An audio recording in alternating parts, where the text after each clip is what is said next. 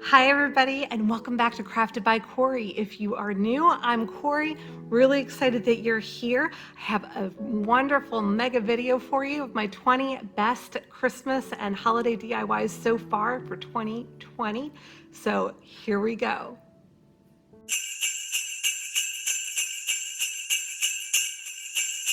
For this project, I'm going to be using my washi tape from Dollar Tree. I've got my Rust-Oleum white linen chalk paint. I've got some black chalk paint. I thought I was going to use that was called Castle, but I ended up using Silver Lining. This was $2.50 from Dollar General, and then I'm using the Be Brave calendar from the Dollar Tree, and I am still finding this one around, so hopefully you guys can still find it too. So I'm starting out with my washi tape, and I am going to mark off my charger, and this is a metal galvanized charger, so I was really happy to find it when I found it at Dollar General.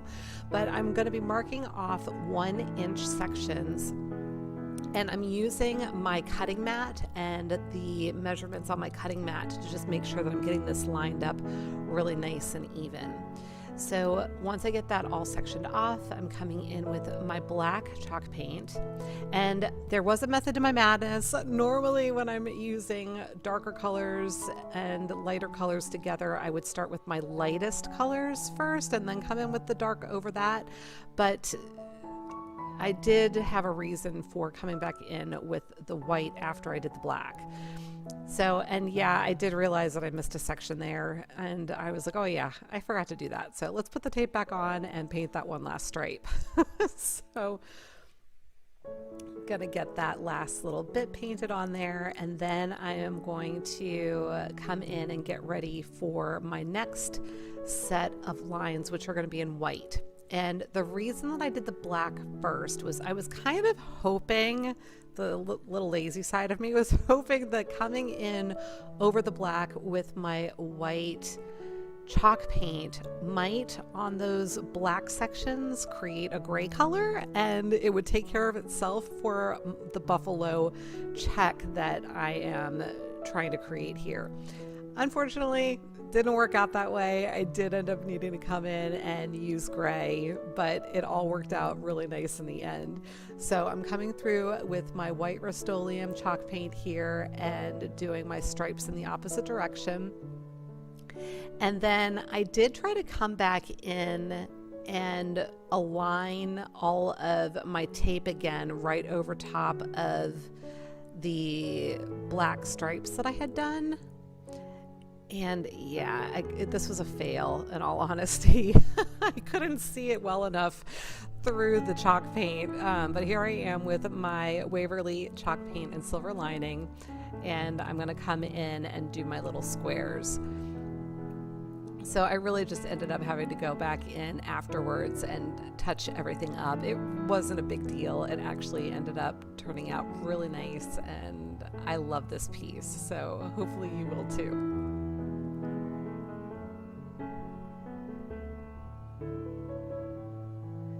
And this is the first time I have ever tried to actually do a buffalo check, so I'm gonna kind of cut myself a break because I had never tried to actually do this before. So it was the first attempt. You know, we live and learn, attempt and sometimes fail. So you can see my lines are really not lined up there in some places. So just coming back in and touching it up with the Silver Lining, and then I also went back in and touched up with the white and the black where necessary. And I'm just for that one section that I had not taped off, I'm just going in and painting that last little area by hand. And part of me was wishing I had just done it all by hand in the first place. Once I had my black and my white stripes on, I easily could have gone back in and just hand done the gray. So now I am just trying to get a circular shape out of my calendar design. So I had used just a clear round plate or bowl. I think it's like a garden dish or something from the Dollar Tree, because it allowed me to see what I was doing. And then I'm just going to keep trimming it off until I get it to the size that I want. So now I'm coming in with Mod Podge, and I'm going to give it a relatively thin coat because I'm going to try to do my best to keep it from wrinkling or bubbling up. The calendar pages are a little bit thin, so they do tend to wrinkle a little bit when you use the Mod Podge. So I was trying to use a relatively thin coat for putting this down. So now I'm coming in with some baker's twine, and the one I'm using is actually a purple and white, but I found that it really matched those berries in this design really nicely. So I've got 6 strands here that I've cut, and I made them a little bit longer than the inside perimeter of my charger. And I'm just gonna braid these all the way down the length of the strands. And you want to make sure that it's going to be longer than the perimeter, because once you braid them, you're automatically going to end up with a shorter length when you're done with the braiding. So then I am just tucking it in around, and I'm going to come in with a little teeny tiny dab of hot glue just about every inch or so around the edge, and just tucking that in. And I'm kind of pulling the baker's twine taut so that it's going to make it all the way around my plate, my charger. And I'm going to have the seam up at the top because I'm planning on doing a bow up there at the top. So here it is, all secured down. And now I'm also going to come in with this greenery. This is a pick that I have from Hobby Lobby that I picked up a few years ago, and I've just had it in my stash. And I'm cutting them in half. This is so soft and pretty, but it looks like pine needles to me. So I figured it would look really nice with this design. So I decided I wanted 3 little pieces on either side. So a total of 6 little pieces from this stem or this pick. And I'm just cutting them in various sizes, excuse me, so that they're staggered a little bit on either side. Coming in with a good dosing of hot glue to make sure that those are nice and secure. And then I am going to be making a finger bow with some more of my baker's twine. I actually ended up using all of the baker's twine because I wanted it to be a really nice, fluffy, lush bow, if you will, for a twine bow, if a twine bow can be lush. So once I got to the end, I wrapped it around the middle a few times, and then I tucked it under itself just to tie it off. I found the other little end, and those are serving as my teeny tiny little tails. You can see those there. Fluffing it up, securing it with some more hot glue, and then I will just trim off my tails. And there you have it. So I love this piece. So leave me a comment and tell me what you think of this.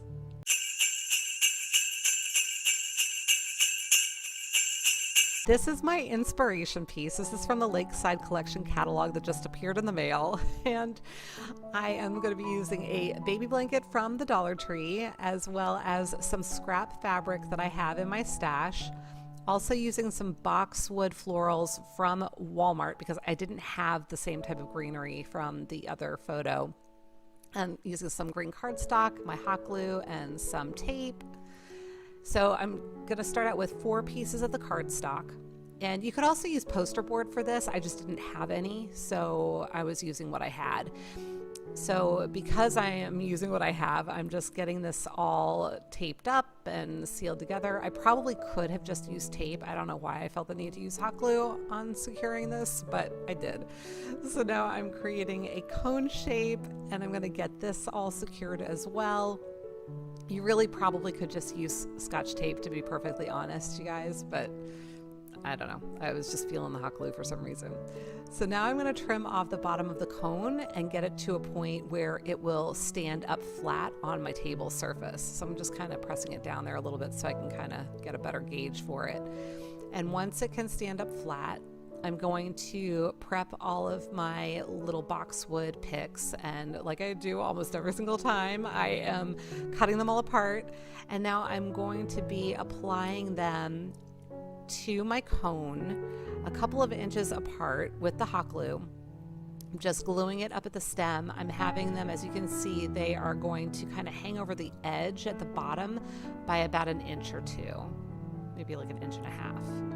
And I'm going to do this all the way around the perimeter of the cone. And it just takes a little bit of time because obviously using the hot glue, you have to wait for the glue to cool. So you just have to be a little bit patient with it.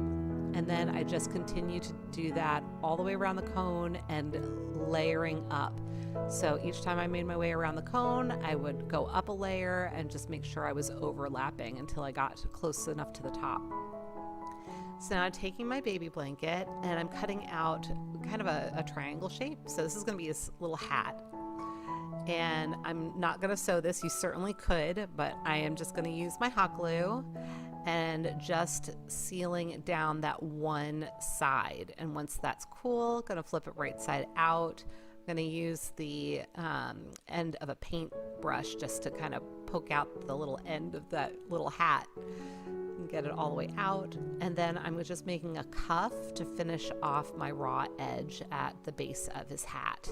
I'm going to glue that down just a tad with a little dot of glue, and then I can put it over my cone over the top. And then I decided to just tie a little knot in the end of his hat because I thought it would be cute. So now taking my scrap fabric, and I am going to just cut basically a square.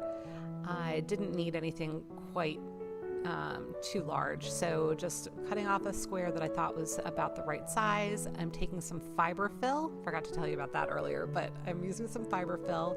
You could use cotton balls, you know, anything like that, and stuffing it in here. And then if I'd had a rubber band, I would have used that, but I didn't, so I just grabbed some of my floral wire and I am twisting that around. You could use a twist tie, you could use a chenille stem, whatever you got, just to seal that off. And then I'm cutting off the end, and this is going to be his little nose, so I'm tucking it up under his hat and just gluing it down with plenty of hot glue.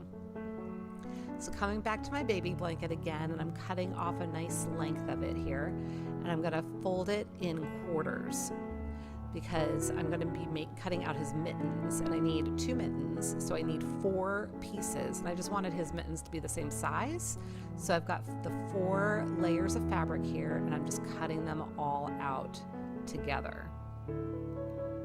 Hopefully that makes sense. And you're going to want to make it a little bit fatter, if you will, than what you want the finished product to be, because you do need to allow for that seam. So I was actually wishing that I'd made his thumbs a little bit wider when I cut out the fabric, so just something to note. So using my hot glue, I'm going to set that aside to cool, glue the other one, and then I'm going to flip them right side out again.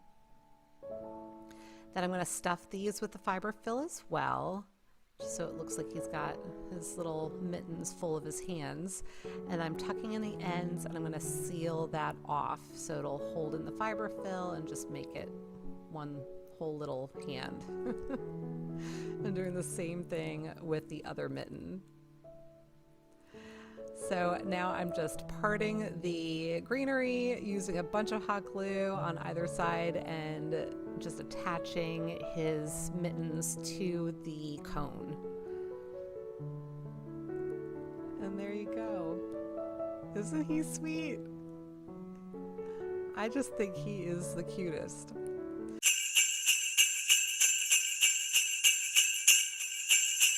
I have a bunch of styrofoam balls from the Dollar Tree, as well as just a little leftover container from something I don't even remember what it's from.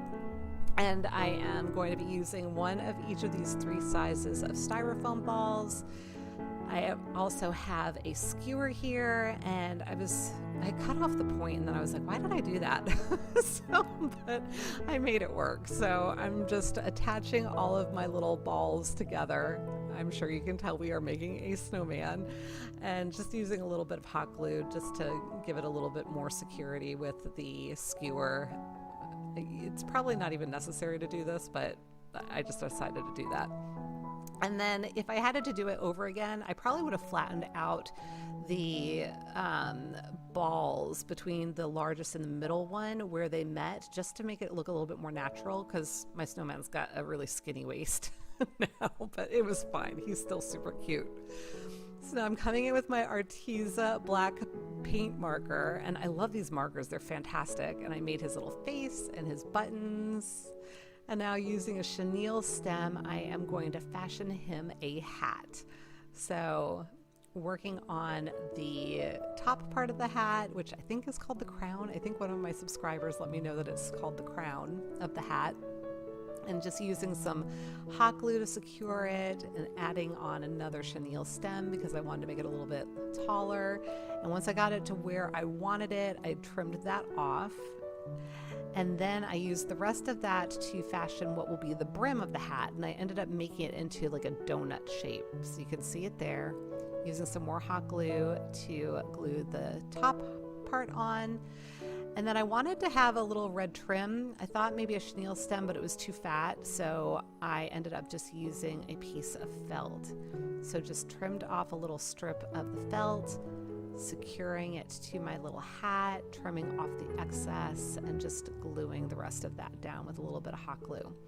And then using some hot glue on the inside of it and securing it to his little head. So there he is, so cute. So taking my felt again, and I am cutting like a weird shaped U, and it's thinner up where it'll be his neck part, and then it got wider towards the bottom, and this is going to be his scarf, obviously. Tying that around his neck, and then I'm going to come in with my scissors, and I'm just going to cut the ends a little bit to provide fringe for his scarf. Just make his scarf really cute.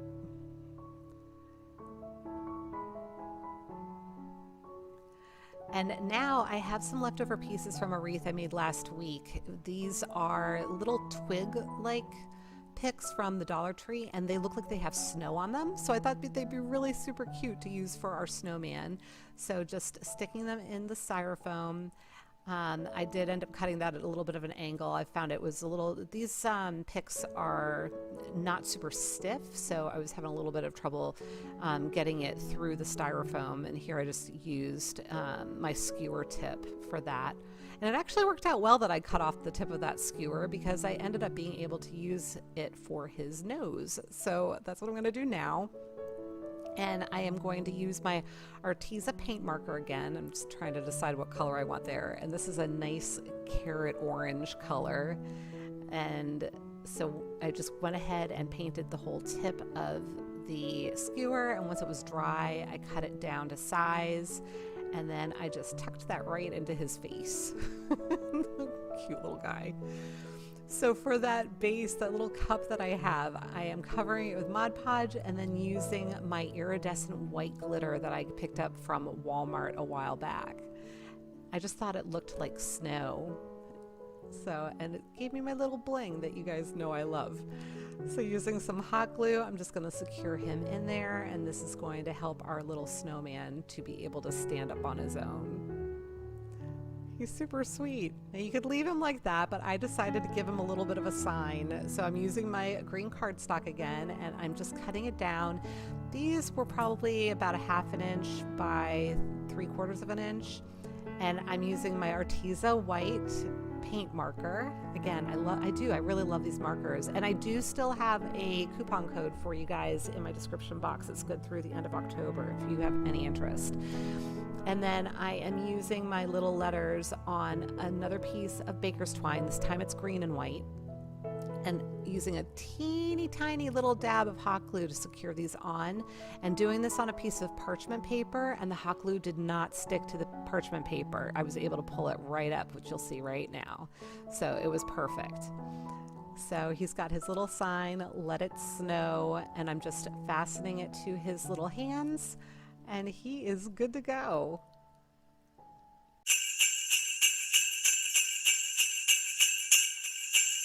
This is actually going to be a gift idea. I'm using these transfers. They are rub-on transfers, and the little containers I picked up from Michael's, and they were just $1 or $2 a piece. So I thought they were really cute. I actually had a subscriber ask if I could show you all how to decorate these for everyday use. You can do so much with these jars. You can use them in your kitchen, you can use them in your bathroom.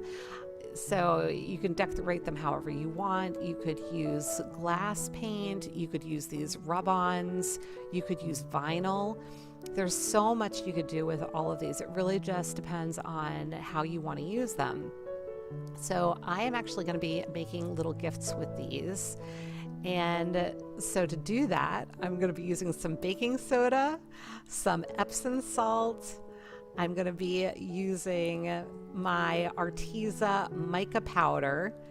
And I'm really excited to try these, you guys. They are cosmetic grade, and so they're safe to be using in the bath salts we are making now.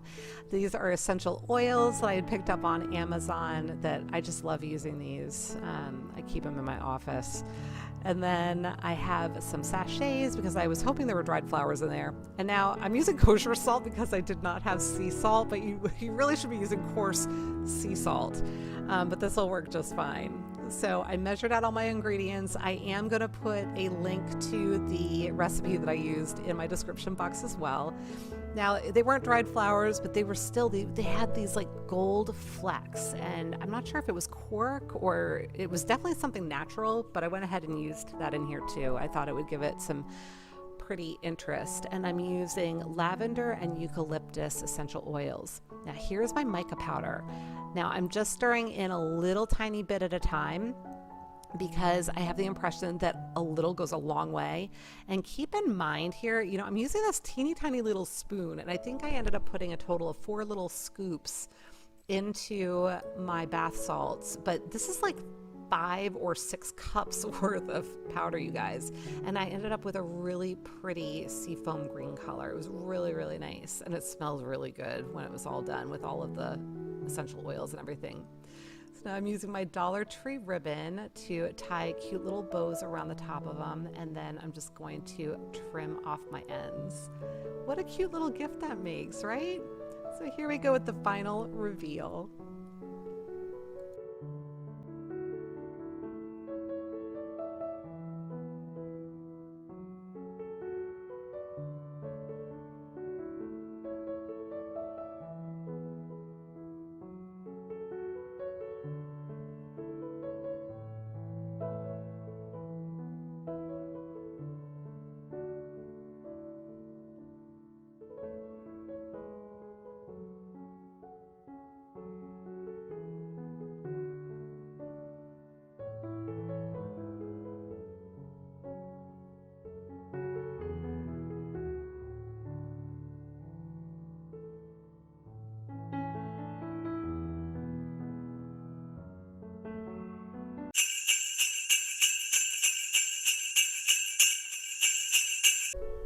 So for this project, I have been challenged to do pink Christmas with a wire wreath form. So you can see my wreath form there from the Dollar Tree. I've got picks from the Hobby Lobby, also deco mesh from the Hobby Lobby, a bunch of pink chenille stems, some lights from the Dollar Tree, and a few different kinds of ribbon. That first one with the buffalo check was from Hobby Lobby, and then the other 2 are from Costco. So I'm going to start by preparing my wreath form, and I'm using my chenille stems, and you can see how I'm just kind of anchoring them around the wreath form at each of the intersections where the wires are lined up together. And I'm showing you here how if I just twist it on there, you can slide it up and down. So I want to flip one end over the other ring, if you will, so that it anchors it at each position. So I hope that makes sense. Hopefully you can tell by what I'm doing here, where I'm just kind of twisting one of the ends of the chenille stem around the actual hoop part of the wreath. Just want to make sure that all of that is anchored down so everything will be nice and secure and not really sliding when I go to put on the mesh in a little bit. So I'm going to do this all the way around the wreath form, and once I have all of my chenille stems or pipe cleaners on there, I'm going to take my deco mesh. You saw I just bunched up the end, and I'm going to attach it into the first chenille stem and just anchor it down by twisting that stem a couple of times. Now I'm alternating going from the outer ring to the inner ring to back to the outer ring around my wreath form, and I'm skipping over those other chenille stems for the time being. So now when I've gotten back around, I'm going to do the opposite. So now I'm going to overlap almost like a crisscross pattern, going back around my wreath form again, and I'm going to hit each of the chenille stems that we skipped the first time that we went around. So hopefully that is making sense. And as I create these poofs, they're about 12 inches long. And then when I get to the end, just trimmed that off. So now I have a piece of cardboard that I had notched. I was showing you that notch, and I'm measuring it here for you, but it's about 7.5 inches long. And I'm going to be using this to cut my ribbon.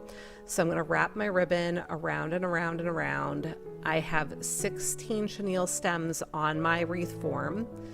And so I'm going to be looking to have 16 pieces of ribbon for each ribbon type. So once I had a bunch of it on there, I went ahead and snipped it off of the top edge. That's why I've got that notch on my cardboard, so I know where the top is. And then I'm coming in and dovetailing the ends just to make them pretty. So I'm going to go ahead and do that for all my ribbons. So I have it all prepared. Now I ran out of the buffalo check. I didn't have quite enough on my spool, so I just went ahead and added in another pink ribbon. So here I'm taking one of each of the ribbons and I'm overlapping them, pinching them in the middle, and now you can see I have attached them the same way that I had the deco mesh. So you just tuck it in that chenille stem and twist the chenille stem a couple of times to secure it. And I'm going to keep doing that around the wreath, and you'll notice that I altered the order in which I had those ribbons together. So now I have that glittery one on top, whereas the first batch I had the buffalo check on top, and now I've got that creamy color on top. So I just wanted to mix it up a little bit as I worked my way around the wreath to give it a little bit more interest, so it's not so uniform as you go around. And I'm going to do that for every single chenille stem around here, so you can see that. And now I'm coming in with some of my picks from the Hobby Lobby. These I've had in my stash for quite some time, and if you've watched my videos before, you know me. I am always pulling these things apart, so I clipped these in two. And I'm going to put one at each intersection, if you will. So there are 8 little intersections with the wreath. And then I'm also alternating every other one. I'm coming in with these berry picks as well. I only had 4 of these iced berry picks, so that's why I chose to alternate it. And later I'm going to come in with something else in the places where I don't have the berries. But I'm going to set that aside for right now. Actually, no, I'm not. I'm flipping it over. Sorry, I forgot what I was doing, you guys. So I flipped it over gingerly, and I am actually pulling through all of those little pick stems, and I'm going to make sure I've got them secured at the back of my wreath. So coming in with zip ties, and I know you can get zip ties at the Dollar Tree, and just coming in, so you can see me tucking it in under the stem and around the wreath form, that brace that braces all of the rings for the form. And then I'm taking my little pliers and I'm just bending the wires from the pick so that they don't stick out and poke anybody or anything. And then once I have all those secured, I'm just coming in with some hot glue. And I do this just to make sure that the zip tie is nice and secure, that it's not going to slide. And I also feel like it gives a little bit of scratch resistance. You know, it softens that zip tie. And then I trimmed those off. So now you can see I'm coming back in. These are just some champagne gold toned ornaments from the Dollar Tree. At first I thought maybe I would use the sparkly ones too, but I opted just to use the matte, I'm going to call it. I mean, obviously they're shiny, but they're not like that reflective shiny, not that mirror shiny. They're just a little bit more matte and really pretty. But you can see I'm tucking it through that chenille stem and I'm just twisting that off. And I'm doing that in the places where I do not have the berries. So it alternates berries and the little balls. And now you can see I'm twisting off all of those chenille stems and I'm going to roll it down. You saw there, I'm using a pen and just rolling it down my pen so that it creates just a little tiny tight curly Q. and finishes that off. So now I'm coming in with my light string from the Dollar Tree. I've got 2 of these because I knew that it wasn't going to be quite long enough to go all the way around the entire wreath. So I did half of the wreath with the one light, and then I went ahead and did the other half with the other light. And then I secured the light boxes, the battery packs, to the back. So coming in with some wood planks, for lack of a better term. They're just, I don't know what they call them, but they're from the Dollar Tree, pack of 6 for $1. And I'm using my tongue depressor sticks with my Gorilla Wood Glue, and then also some hot glue for that instant bond. But I'm going to create a little sign for the center of our wreath. So using the Gorilla Glue for that long-term bond, and then just the hot glue for the ability to continue working with the project. And I'm going to glue down all of those sticks. And I did the 2 outer ones first just to make sure that I had everything lined up and secure. And as usual, I'm using my straight edge just to have something to line everything up with and make sure that it's all even. So once that's done, I'm going to come in with my Rust-Oleum white chalk paint and my red home decor chalk paint. I want to say it's called Orient. I'm gonna have to look that up, you guys. I can't remember right now as I'm doing my voiceover, but I'm mixing the 2 paint colors together. I had used up my pink, but I had saved my container because I had a feeling at some point I was gonna need pink paint again. So I've mixed up my pink here, and this is like a nice deep pink that I've done for this project, and going to give it a really good coat. And I just did 1 coat of the pink paint for this. So now I had created a stencil on my silhouette cameo, and I'm just weeding it out here. And I will make this available in my Etsy shop for you all, if there's interest.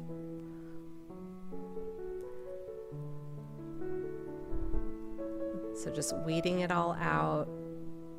I know not everybody has a silhouette or a Cricut. So like I said, I will make this available in my Etsy shop, but you can also do a transfer. You could hand letter this. There are a lot of other options. You don't necessarily have to have a vinyl cutter to do this.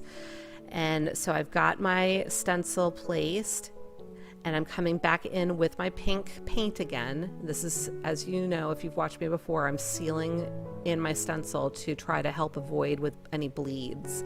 And then I'm coming in with my Victorian pink chalk paint. This is also by Home Decor. And once I'm all done with that, I will go ahead and pull off my vinyl and weed out anything that is still there. And this was sticking real well, so I had to kind of tear it up there to get it off, but it all worked out in the end. And look how crisp those lines are. It came out real nice. So now I'm coming in with my chippy brush, also with the Victorian pink, and just dry brushing it. You saw I have my little scrap paper there, and I am just really taking just a very little bit of paint on my brush and running it all over the sign, and I'm focusing on the outer edges, and then I'm trying to go the same direction back and forth across the sign. So now I'm taking a couple more chenille stems. I'm going to hot glue these onto the back of my sign so that we can use it to position it into the wreath. So I'm going to tuck it in where I want it, flip it over, and then use my chenille stems to attach it to the wreath form.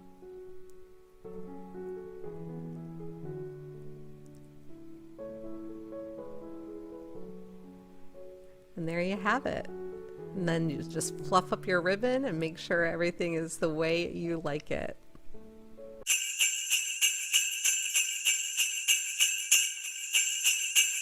For this project, I have 3 of these little houses from the Dollar Tree. I also have this 69-cent piece of paper from Hobby Lobby. I only paid 25 cents because I got it during their 4 for $1 sale on their paper. They've got lots of great stuff.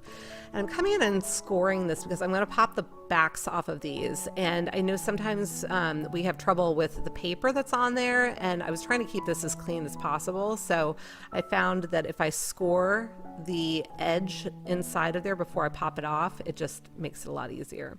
So then I traced my shapes onto the paper, and now I'm just attaching them with the double-sided tape from Dollar Tree. Love that tape, you guys. if you can find that at the Dollar Tree, grab it. I found it in the Crafter Square area. I am loving it. So I just prepped the other sides. Now I am going to reapply the house part. I'm just putting it back on with some hot glue. I was kicking myself that I did not use the STARBOND glue for this because I ended up with like a little bit of a gap. And I was like, you just used the STARBOND glue. I'm just not in the habit of using it right now. I'm always grabbing for my hot glue. But if you have the opportunity, use the STARBOND for that. So now I am taking some foam core board and I am tracing out, I say tracing, I'm not really tracing anything. I'm just creating letters, and I made it too thin, so I'm going back in and fixing it. So I'm going to be doing a J and a Y, and then I'm going to use my craft knife and cut out the letters that I drew. And I'm not so worried about the ink marks because I am going to be covering this with a colored cardstock in a little while. So I'm just getting that all set.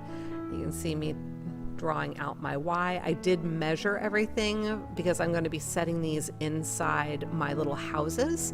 So I just wanted to make sure that they were going to fit. And I'm not giving dimensions because it's really the kind of thing where depending on what size little house you're working with, you're going to want to just eyeball it and measure it and figure out what size you want it to be to get the look that you're aiming for. So now coming in with one of my Hobby Lobby picks.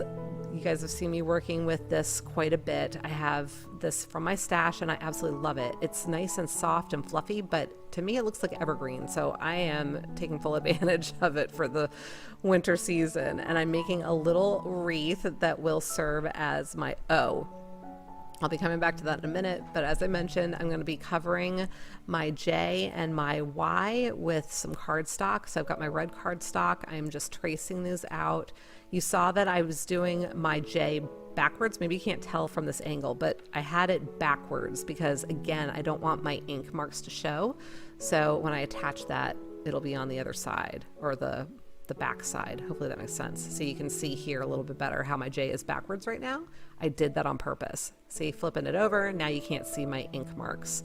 Using my double-sided tape again because I am in love with it, and making sure that my letters are all nice and neat and secured to my foam core board. So once I have that all set, I'm going to come in with these foam mounting tape pieces. And this is also something I picked up at the Dollar Tree for a while. I've been wanting to use these, and this was a great opportunity to do it. And this is just going to help give it a little bit more of that 3D look. So it's a double-sided tape, but it's foam, and so it's maybe 1/8 of an inch thick. So it just helps to pop your item up off of the surface, if you will. So I did that with my J and my Y, and now I'm coming in with a little remnant from my floral pick here. It's just a piece of wire, and I'm creating a little hook for my wreath. So I'm kind of twisting it around, creating like a little O, for lack of a better term, that will be the piece that's attached to the little house, and then there is a hook extending from it, and you'll be able to see it a little bit better in a second. But I'm just checking to make sure that my wreath is going to fit on it and trying to look for the position where I want the wreath to hang inside the little house. So there you can see a little bit of what I was trying to do. And you can see my little wreath hangs on it quite nicely. So I'm going to secure that with some hot glue. There, I'm just making sure I've got it in the right position here. So you can see that little O that I had created with the hook. Putting down my hot glue and just getting that nice and secured in there. A little bit of extra hot glue and it should be good to go. So I set that aside to cool, and now I'm coming in with some Dollar Tree ribbon, and this is just it's a green and red kind of twisted ribbon with this gold, I don't even know what you'd call it, but it's woven through it, and I think it's super cute. Trimming off my ends, I had just done a cute little basic bow, just like tying your shoelaces. making sure it's all cool so it doesn't start sticking to my stuff, and coming in with some hot glue to secure my bow to the top of my wreath. Making sure it's nice and cool and putting it on its little hook. I'm in love with this, you guys. I think it's so sweet. So now I decided I wanted to use some more of this ribbon just to give a border to my J and my Y. If you choose to do this, I do recommend doing it before you stick it inside the little houses, because it was a little bit more challenging to work with than it needed to be. So again, I do recommend that if you're going to do this, put it on first and then go back and attach them inside your houses. So now I am coming in with paint on each of my houses. I used oatmeal for one, I used mineral for another, and then I used red on the third one. So I believe this is the oatmeal that I'm using on this one, if I'm not mistaken. And then on the O, I'm using the red. And then I'll come in on the J and use the mineral. I just wanted to have a little bit of difference and nice colors that would complement each other. And for something else that I'm keeping a secret, you'll have to watch my next video to find out. But now I'm coming in with my little miter saw. There is a link to this in the description box in case it's something you'd like to check out. And I've cut down all of my little paint sticks. Going to be using my black chalk paint. Voila! They are all painted black. I gave them a really good coat of paint. Now I'm coming back in with my STARBOND glue. This is the thick again. And I am just placing my shingles on my roofs. And I did that for all three little houses. As you can see, I have 4 pieces of the paint sticks for each house, and I'm letting there be a little bit of an overhang for my roofs.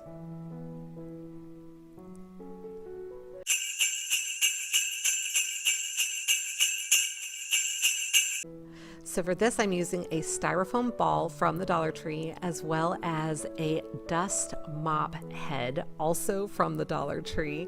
And then I'll also be using my hot glue for this project. So I'm going to be wrapping this around, and here I'm cutting it down to the size that I need, and I'm coming in with my hot glue. Of course, I needed another little baton of glue. And I'm just being really generous with my hot glue and wrapping this little duster around until I get it where it needs to be. So tucking in all of the edges at the sides and just trying to get it into a ball shape as I go around here.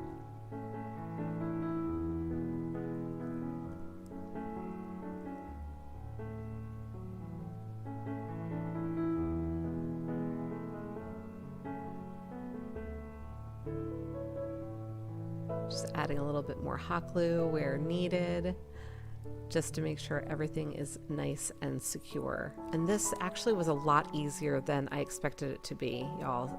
I wasn't expecting it to be as easy as it was. So now I have, this is just a cap from a drink. It's like a Gatorade or a vitamin water, I'm not really sure, but this is a cap.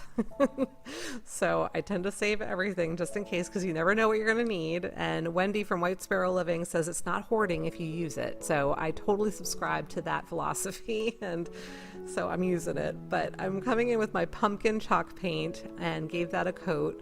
And now with my black felt, I'm going to cut a little, a couple of little pieces off of here. I actually ended up doing a third one because I didn't like how they didn't match.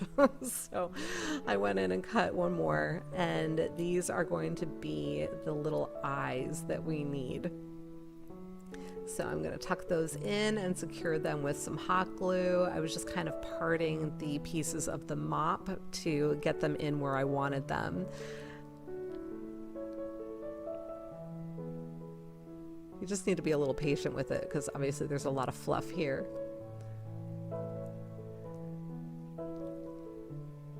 So I'm creating eyes here. I don't know if you figured out yet what I'm making, but I'm creating the eyes, and I'm trying to kind of work with it a little bit right now, figuring out how to get the eyes to be more prominent and for them to be a little bit more defined. So that's what I'm doing right now.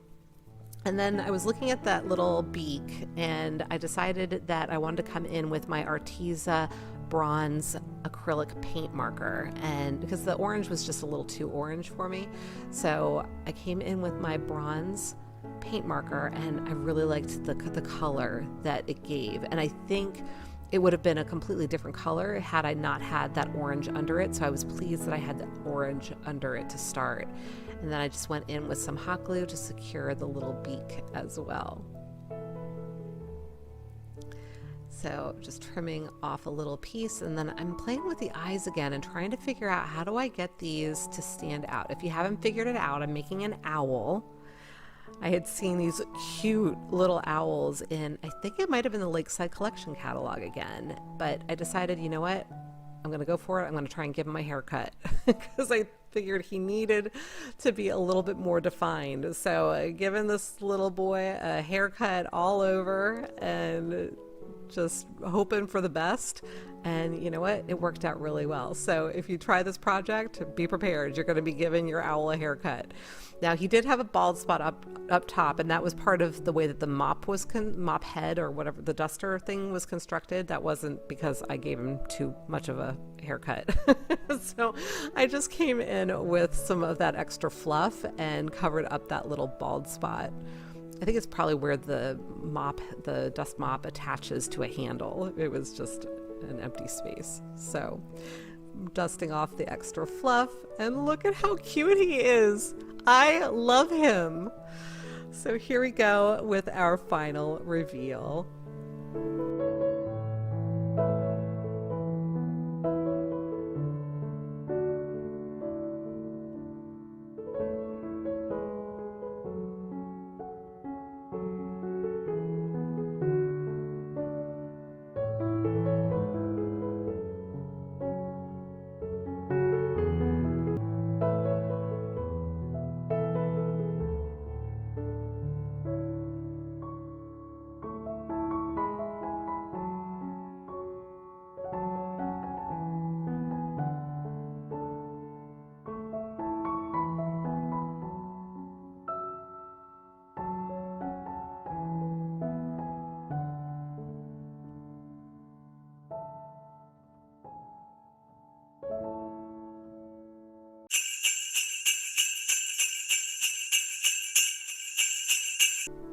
For this, we're going to be using these cute dish towels from the Dollar Tree. They are killing it with these. I just thought they were adorable. This is going to be a really quick, easy project. As you can see, I am folding these in half, right side in, so inside out.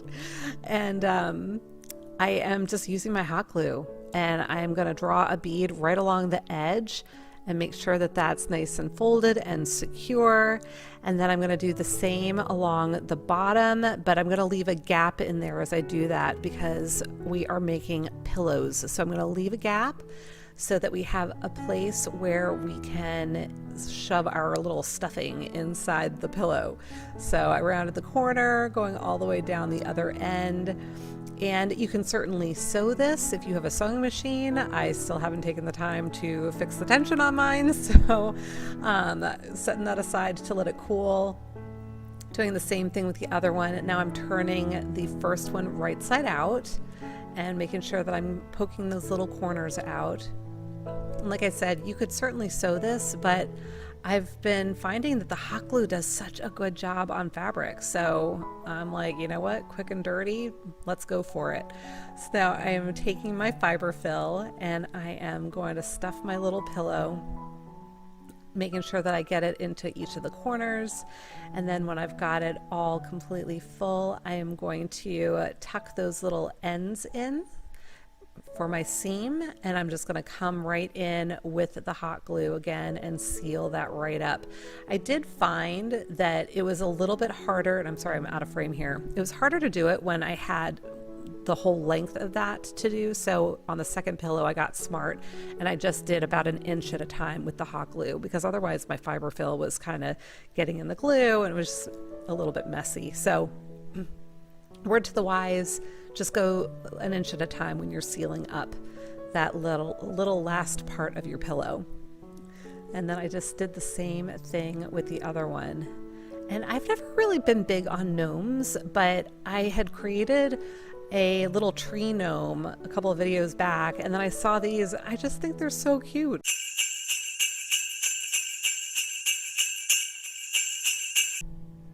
So this is my inspiration picture. This came from the Lakeside Collection catalog, and I thought it was super cute.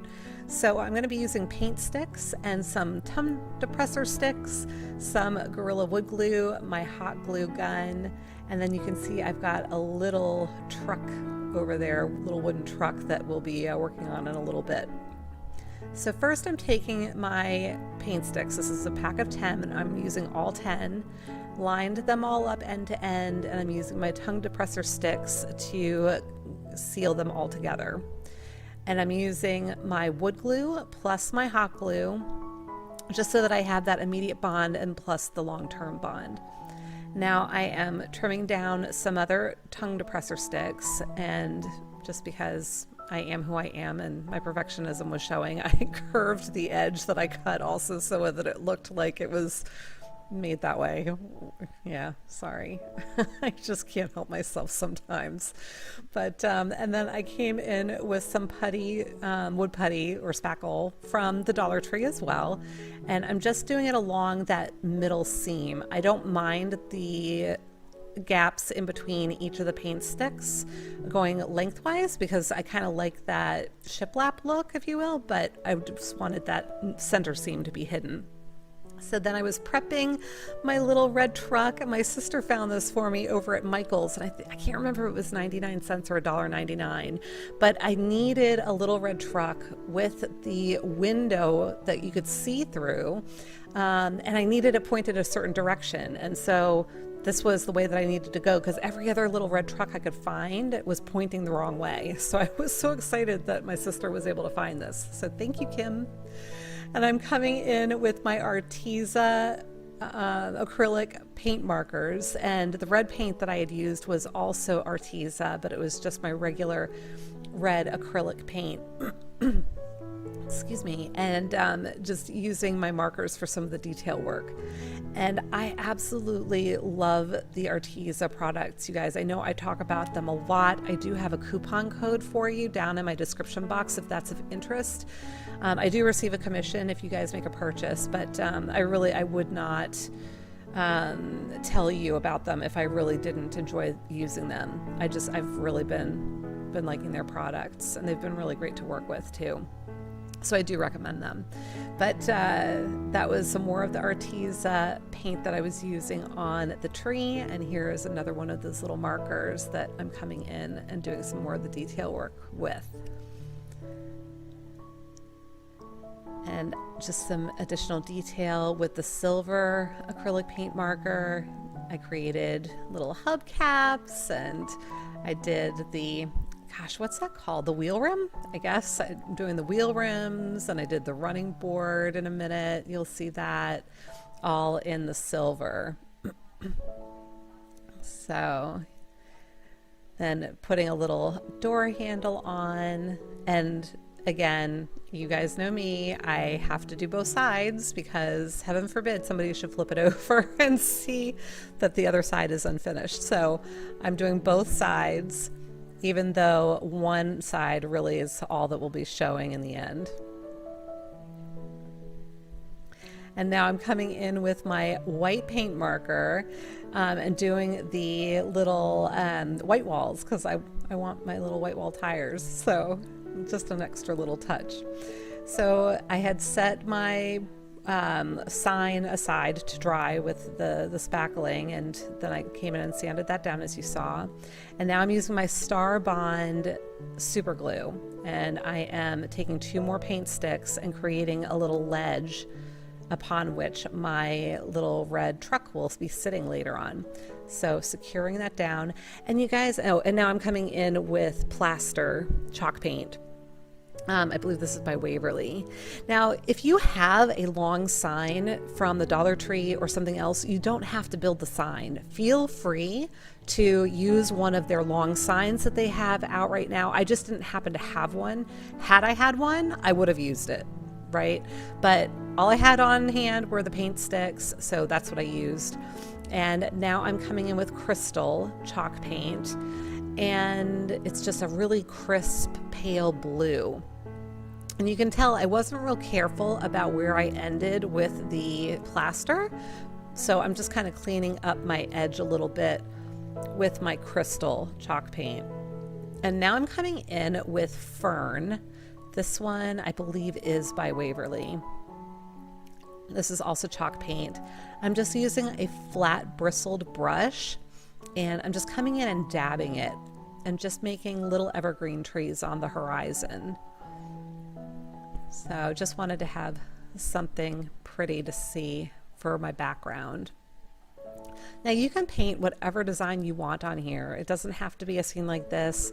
The inspiration photo had a picture of Santa with his reindeer. I just felt like that was a little beyond my abilities from a painting perspective, so I opted to do a landscape. But feel free to put whatever you want on here. This is yours, right? So back in with one of my ARTEZA paint markers and just writing Merry Christmas. Now, y'all, this is not my handwriting. This is hand lettering. Keep in mind that this is sped up by about 3 times. So I'm going really slow when I'm doing this. Think of it as drawing letters. I am not writing letters. I am drawing letters. So I'm taking my time and I am drawing them and making them pretty.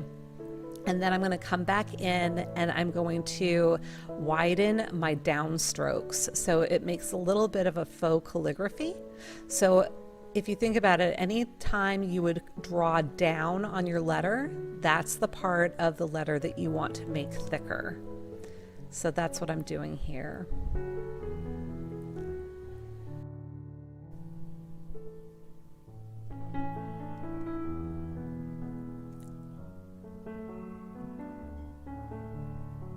So then once I have it all the way I want it, I am going to bring my little red truck in with a pencil, and I'm just going to start at the beginning and I'm lightly drawing in my numbers, and I'm advancing the little truck just enough so that the last number that I've written is hidden, and then that way I just know how much to space them.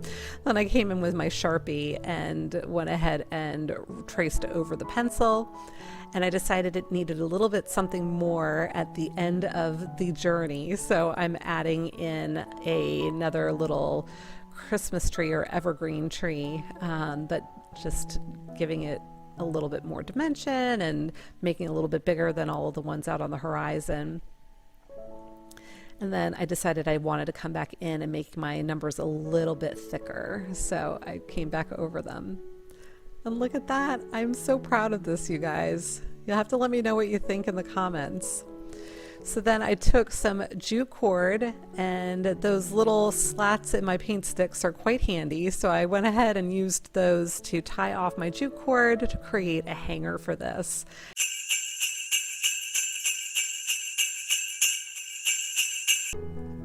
So this is my inspiration. I'm actually going to dupe this. This is also from the Lakeside collection.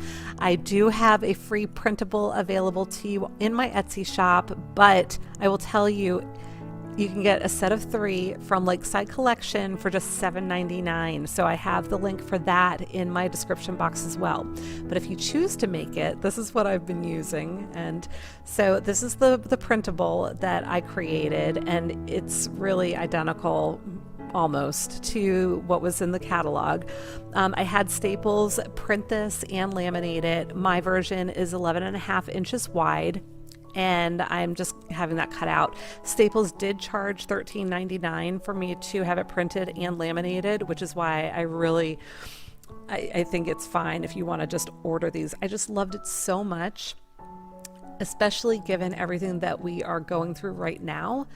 if we can't necessarily get together with our friends and family over the holidays, how nice would it be to get some of these plates from the Lakeside collection and fill them up with little goodies and drop them off to your friends? You know, what is it, ding dong dash, you know, leave them a little goodie on their doorstep and they'll read this message on the plate, which is essentially, this plate has no end to its journey. You know, you fill it up with goodies and you're supposed to share it with your family and friends and just pass it along. So I just loved the message.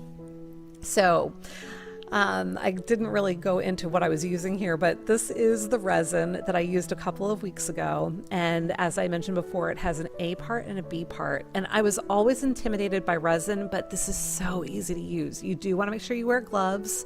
Safety is important. This particular resin is food safe as long as you mix it properly. And it's 1-to-1 ratio. So however much of part A you use, you want to use the same amount of part B. So I am using my pizza pan from the Dollar Tree, and I am putting a little bit of the resin down first. This is what they recommend you do to help avoid air bubbles in your project, and it actually worked out really well for me. So, and this also serves as an adhesive, so this resin is going to stick to whatever you put it on. So I'm using my little popsicle stick that came with the resin kit, and I'm kind of smooshing it around and just making sure that I've got a relatively even layer of the resin on the bottom of my pan. And I used 3 little cupfuls, which I believe are about 1.5 ounces of each type. So I ended up with 6 little cupfuls, if that helps. And then I used about, I want to say, 1/3 of my mixture on the bottom, and now I'm putting the rest of it over the top. And they say that usually when you have trouble with resin, it's only because you didn't stir it enough. So with this, it's like you have to stir and stir and stir until it gets completely clear, and then you have to stir it some more. I honestly think I stirred it for like 10 minutes total. So once it's all stirred, you can go ahead and start working with it. And I'm using my little popsicle stick again to just smooth out the resin and getting it all sealed along the edges with the resin that was underneath, because I want to make sure that my image was encapsulated in the resin. And the reason I had this laminated, I just wasn't sure how the image would respond to the resin if I didn't, and I figured better safe than sorry. So I just went ahead and had that laminated before I used it. And then you just let it cure for this particular one, 18 to 24 hours. And you spray it with a little bit of alcohol to clean up, and also that gets rid of the air bubbles after 10 minutes. I did spray it down with that.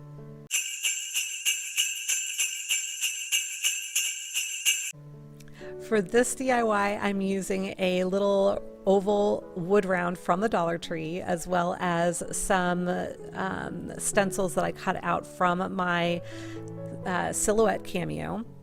And I'm just trying to figure out, make sure that they're gonna fit on there. That's why they're cut down as much as they are, because I really wanted to make sure that I could fit them all onto this little wood oval. So using my ARTEZA transfer tape to get those transferred over, making sure that they're on there nice and secure. And I am not going to be painting these, and this is the first time I'm actually going to be using my scorch marker. It's the first time I'm using it with a stencil.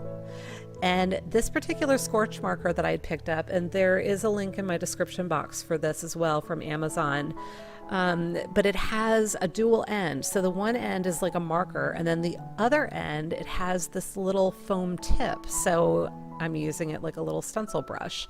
So coming in and making sure that I'm filling in all of the little areas for my stencil. And then once that's done, I'll go ahead and I will peel up all of the vinyl. And then with the scorch marker, you just come in with your heat gun, and the more heat you put on it, the darker it gets. Now, I don't recommend doing this on a self-healing mat. I noticed that it was starting to make my mat like warp, so I picked that up. I was like, oh no. I put one of my wood panels underneath, and that seemed to do the trick. And then I was able to just keep coming in, and you want to keep your heat source moving, but you can see how now all of a sudden it's going really nice and dark, and it just makes it look like the wood has been burned. And that is non-toxic, so it's safe for anybody to use. Now I'm coming in with my Home Decor red chalk paint, and I always forget what the Imperial, that's what it's called. And I'm just doing a dry brush technique because I wanted to bring a little bit of Christmas to it. So I thought, oh, let's do some red. I went a little bit crazy with the red because I think it's right about here. Well, no, yeah, right there. I was like, oh, that was a little too much. So I just kind of went with it. I did come back in a second and try to sand it. Of course, I hadn't waited long enough before I tried to sand it, and so it just kind of started smudging the paint more than anything else. But yeah, here I go. Yeah. And then I'm like, ugh, don't do that, Corie. So I came back in with some plaster and I did the same thing, just a dry brush technique. I just felt like it might knock down the red a little bit. So I do still have that red in there, but it's just not as red. So now I'm coming in with my jute cord.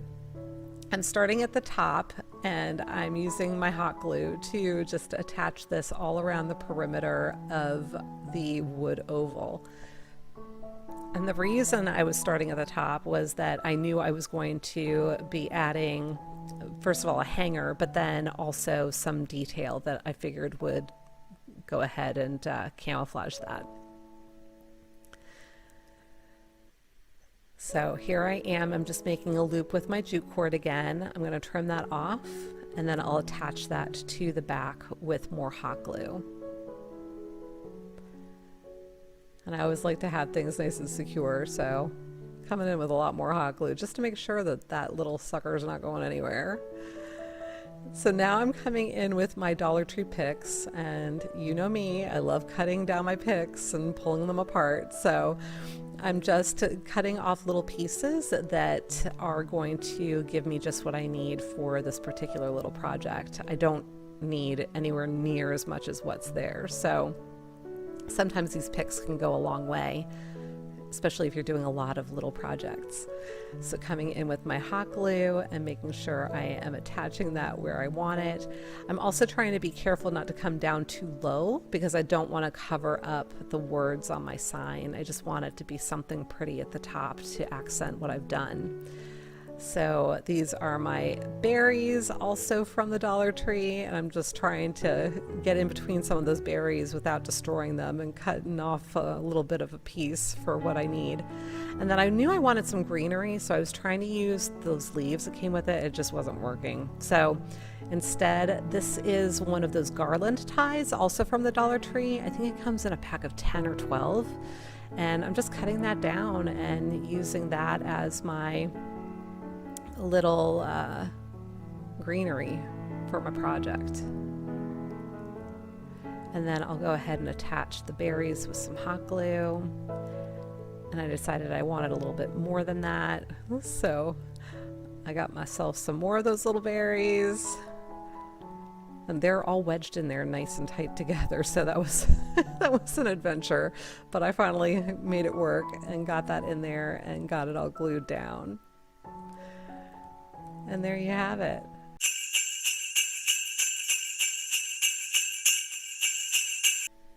So for this, I'm using one of the ARTEZA wood panels. These are 10 by 10 panels and about 1.5 inches deep. And I'm using my red chalk paint again. I also had shown you decals that I picked up from the Dollar Tree. And now I'm using my gold ARTEZA acrylic paint. And I loved this gold color so much. At first I thought I was just going to keep it along the sides, but I loved it so much I wanted to bring it up onto the front surface. So I just really lightly, and it's not a solid line, just kind of stippled it along each of the edges there. So now I'm using my transfer tape again to come in with the Be Joyful Always that I picked up from the Dollar Tree. And you probably could just peel it off and apply it. I was just having issues, so I figured I would use my transfer tape. It just made it easier for me. And now I'm coming in over it with some Mod Podge. And my thought here was let it be sealed in. And then I also figured it might hide the fact that these are basically stickers that I stuck on the front of here. So there we are. Let me know what you think. So here we go with the final reveal.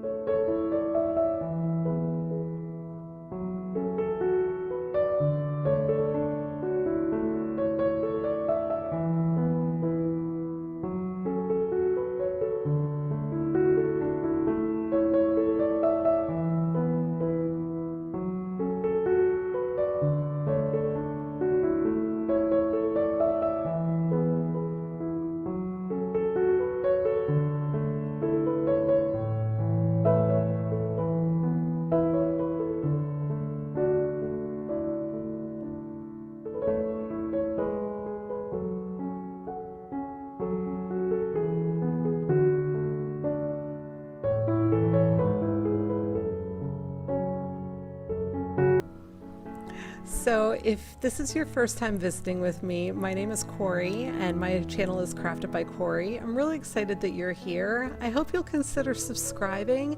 I do also have Coffee with Corie on every first Sunday of each month, and just love to visit with all of you. So thank you so much for being here.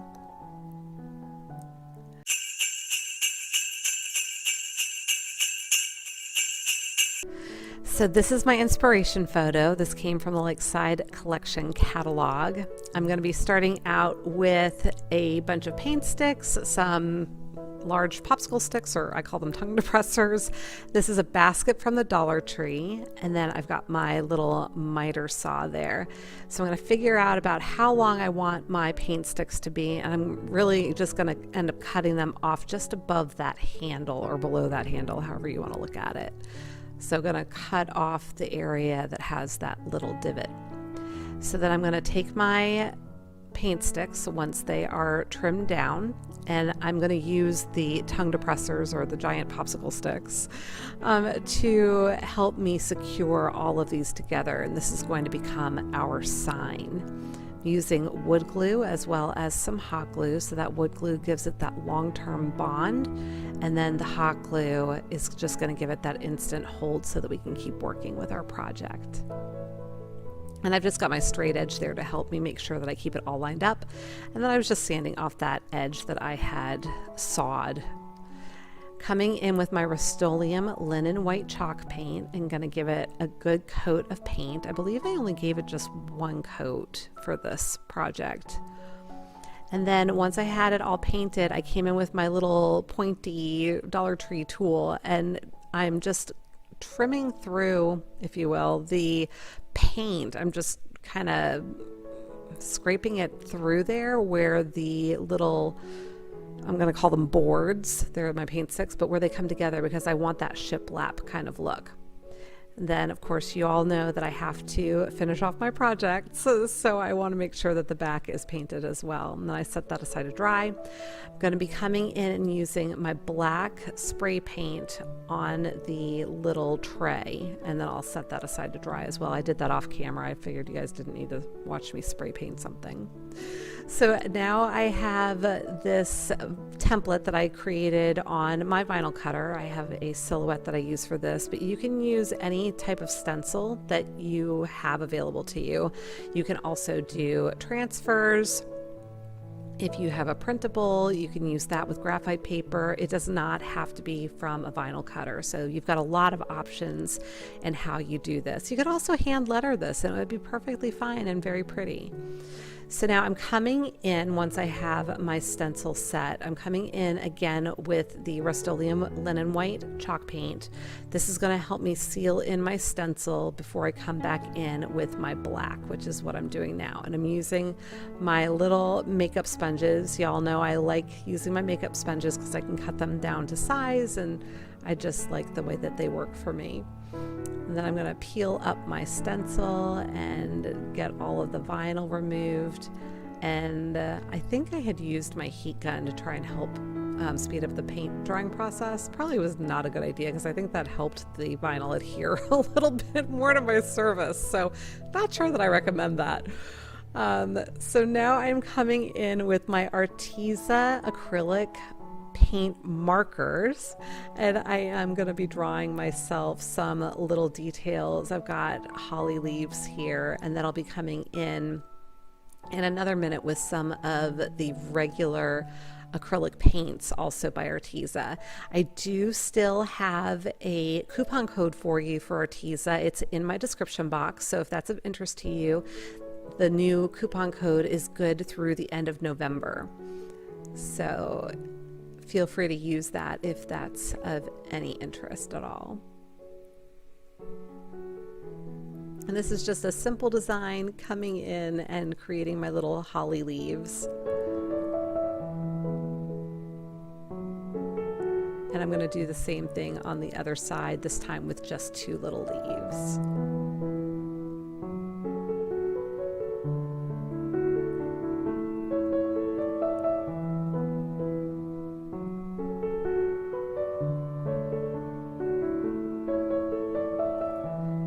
So now I have my regular ARTEZA acrylic paint. This is in lizard green, and I'm just going to come in and fill in that leaf. So I'm leaving that outline with the darker green and just highlighting the leaves themselves with that lighter green color. And now I'm coming in with my cardinal red ARTEZA paint, and I'm going to make my little berries.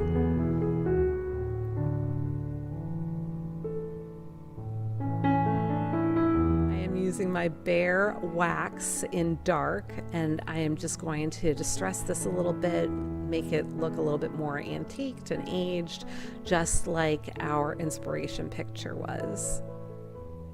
So I'm just using one of my Kleenex hand towels that I like to keep on my craft table for various things, and I'm just using that. You know, this reminds me of shoe polish. I don't know why, so I'm just kind of coming in here with the little hand towel and going over it where I think it needs a little bit of the wax to get it to the way that looks pleasing to my eye. And there you have it. So here is my little basket. It's all spray painted and dry, and I'm going to come in with my little sign, and I'm going to be securing this with hot glue. So I'm coming in, just putting the hot glue, and I do have parchment paper under here. I have discovered that hot glue does not stick very much to the, as you can just see there, to the parchment paper. So that's been really helpful to me in my crafting when I just need to have something set down on a surface when I'm hot gluing it, and I know that the hot glue is going to go through. So now I'm just reinforcing with the hot glue on the back of the sign, and I figured that this would also serve to help with whatever surface I end up putting on if I lay it down flat. So here's our little tray. Now you could leave it like that, but I decided I was going to come in with this buffalo check ribbon, and I'm going to alternate it through the slats or the holes. I don't know what you want to call that, but all the way around the perimeter of my little basket. I just figured it would give it another nice little touch. So trimming that off, and then I'm just going to tie a simple bow at the top, just like you're tying your shoelaces. At least that's what I started to do. You're gonna see in a minute. I wasn't really happy with the way it was looking. So you certainly could leave it that way, but yeah, I was playing with it and playing with it. And I just couldn't get it to the way I wanted it. So I'm like, you know what? Let's try something else. So I cut that off. I am going to dovetail my ends there. And that actually just by itself would be super cute as well. But I did decide I wanted to make a little bow. So I used my 2 ends that I'd cut off, made myself some loops. I got it to the length that I wanted it. I'm just kind of fastening them together here, and then I used another little piece of the ribbon to tie them together in the middle. I'm just going to get those secure, and so it's going to essentially look like the same type of bow in the end, but you just have a little bit more control over what it's doing when you create it this way versus just trying to tie a knot with it or tie it like you tie your shoe. Trimmed off my ends, and there it is. What do you think? Leave me a comment. I was really pleased with that.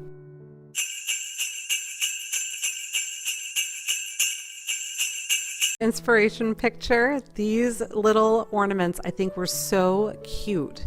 So I am starting with some tags from the Dollar Tree, and for one of them I am going to be using my Rust-Oleum white chalk paint and just giving it a really not thick coat of paint, just letting some of that black still show through. I did use my vinyl cutter for this, and I created a couple of decals, if you will. So for the second one, I did do it in a 2-tone, and if you've not done this before and you have a vinyl cutter, essentially you create these little marks. You can see those squares that I have on both of them, and you use that to line up your images so that you're creating the decal with the various colors of vinyl. Hopefully that's making some sense. Now when I put it together, I did it backwards. I should have done the smaller piece first and then gone over with the bigger one, because now you can see I'm like, ooh, I've got vinyl that's going to end up on my mat if I'm not careful. So I was like, you know what, let's get something else under here. And I had taped it down because otherwise sometimes this stuff likes to jump right onto my transfer tape. So anyway, I got that tape off of there. I set down my transfer tape backing that I knew the vinyl wasn't going to stick to, and went ahead and got the rest of that onto my transfer tape. So once I have that all set, you can see there, so now I've got both colors. I'm going to take off those little, I don't even remember what they're called, indicator markers, I'm going to call them. I'm going to remove those because I don't want them on my, did you see that jump? Did you see it jump? It came right up off the table. So fortunately, I was kind of lined up. It wasn't exactly the way I wanted it, but anyway, you remove those little indicators and then apply your design. So there we go with the one, and then I'm going to transfer the other one. So this is the ARTEZA transfer tape. I really am liking it. It's been doing a really good job for me. So I do recommend it. And I would not recommend things to you if I honestly wasn't thrilled with them. This is from the City Lights collection. My sister sent this to me and thought it might be nice for one of my little miniatures. So I've got the remnant of a floral pick there that I was showing you, and this is a Dollar Tree string of LED lights, and we're going to create this little tree. I will admit this was a little bit tedious. So you definitely need to have a little bit of patience if you're going to attempt this. But essentially I came in with some floral tape, so you can see me with it there, and I am going to use the floral tape to attach this light to our floral pick stem. And I'm going to work it in such a way, hopefully you can see this here, where I'm allowing the bends in the lights. So how do I explain this?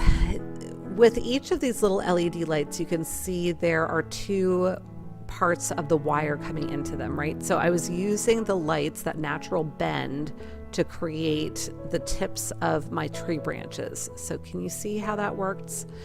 And so now I'm going to come back in and I'm going to go over every single wire with the floral tape just to make it nice and uniform and make sure all of my wires are covered, because right now each of those branches is 2 wires with a little light on the end. Hopefully that's making sense, but as I said, it's a little bit tedious, but this is going to be part of my winter village, my Christmas village that I've been talking about. So as you know, if you've been watching my videos, I am going to be doing at least 1 miniature in each of my videos leading up to the holidays so that we can construct a Christmas village or a winter village. I slowed it down here a little bit so you can see exactly what I'm doing as I go up and down each of these little branches. And I found it was easier if I pulled off a strip of the floral tape and just worked with, you know, about 18 inches of it at a time. So I just used multiple pieces of the floral tape to get this done. And just wanted to make sure that everything, as I mentioned, was wrapped and uniform so it all looked nice and neat and like a little tree. And to be honest, I did not know if this was going to work out when I started this project, and I was really, really pleasantly surprised with the results. So I'm really proud of my little tree. I thought it turned out really super cute. But here I am just wrapping up the end of that little tree, and you can see my little branches, and now they are a little bit pliable and I can kind of bend them the way I want them. And I just thought that this was adorable. So now I'm taking, this is like a little mini pot from a little thing that I'd gotten at the Dollar Tree. Oh my goodness, succulent. I had a succulent and there we are all lit up. So I just tucked my little tree into the succulent pot and I am good to go.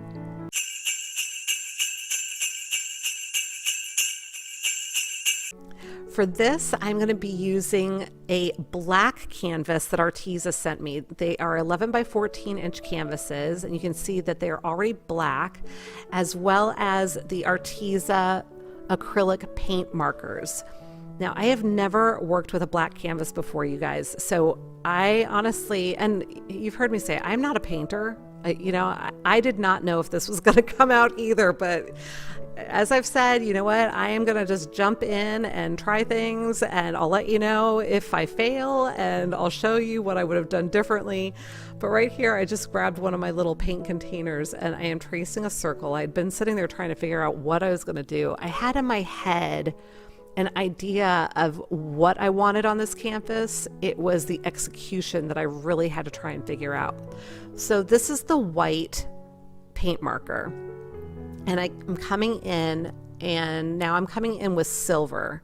And I was trying to figure out, see, one of my challenges with painting is colors, right? And trying to figure out what colors I really need to be using to get the effect that I am looking for. I can picture it in my head. I just don't always know how to execute it on the canvas. So coming in with the silver now, and I'm kind of alternating them.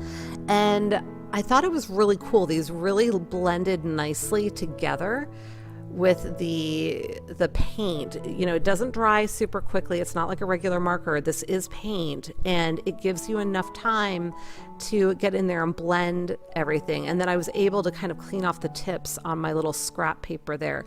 Now you can see me coming in with some blue here in a second. And again, I was not sure how this was going to turn out, but it actually worked out really well. So I prepped my marker. This was the first time I was using this blue. And I was just coming in really, really lightly. So if you can't tell yet, or if you haven't figured it out yet, I'm trying to create a moon in the corner of my canvas here. So now I have a piece of my little hand towel that I'm coming in with here, and I'm smudging it, and I'm trying to blend all of those lines together a little bit better. And I had a happy accident right there where I kind of like got outside of my lines, and I was like, oh, I can make this moon look misty. You know how when you've got a snowy night and the moon looks hazy? So that is the effect that I was going for here. So I was like, oh, was, again, happy accident, right? It was not something I intended to do, but it happened, so I went with it, and I really was pleased with the effect in the end. So hopefully you'll like it too. And I'm not going to edit out as much of this particular project as I do with regular things or my usual projects, because I really wanted to be able to show you exactly what I had done. So instead of cutting out a lot of the work, I actually sped it up a little bit more. There's my moon. Kind of off screen, sorry about that. But I did speed this up a little bit more than I normally do, just so that we can get through it relatively quickly, but you can see exactly what I did throughout. So I'm here with the white paint marker again, and I am just trying to figure out how I'm going to create my landscape here. So you'll see me alternating between the white and the silver, and then also bringing in some more blue. Now this is a deeper blue, and my thought is I've got land there and then a body of water kind of off in the distance a little bit further. So that's what I'm going with here, and I wanted there to be this impression that the moonlight was shining on the water. So I have that blue down on there. I'm coming in with my silver, and again, the paint just started to kind of blend together. It was really a cool effect. And then coming back in again with another little piece of my hand towel and smooshing it together or smudging it. I don't know what, there's probably a technical term for what I'm doing. I have no idea what it is, but I am just finding a way or making a way here. So again, doing what is pleasing to my eye, right? And I am just going to keep going back and layering on more as necessary. So you'll see me going back to that again. But for right now, I'm creating a little tree. And so this is with the white paint marker again, and just coming in, I had created my trunk, and then I'm just doing all the little branches off of the tree. And again, just doing it in a way that makes me happy, right? So coming in down on my landscape again with the white, because I am thinking snow, I'm thinking winter scene. And I'm trying to think about how I'm going to create the shadows here. And again, remember this is a marker, so that's why you're seeing like all these lines, and I'm really thinking about how I'm going to blend this and where the shadows are going to be and how I'm going to create this cohesive look or picture in my head. So now I'm coming in with the silver again because I want there to be some depth. And, you know, again, oh, and here I am with my hand towel again, kind of smearing everything a little bit. But again, I have no formal experience with painting. I was not the best art student in school, you know, so I'm just trying to figure this out as I'm going here. My point is, if I can do this, you can do this, right? So you just have to try and just go with it and do the best you can, you know. And with paint, you can come back over it with something else if you don't like what you did, and it can be something entirely new and different. So I'm just kind of going with it here and using my hand towel ever so often just to help me blend all of those lines together and get rid of that harsh line that I've got with the pen, or the marker I should say, every once in a while. So just trying to figure out how to get the look that I'm going for. Back in with some more of the silver, trying to create some shadows.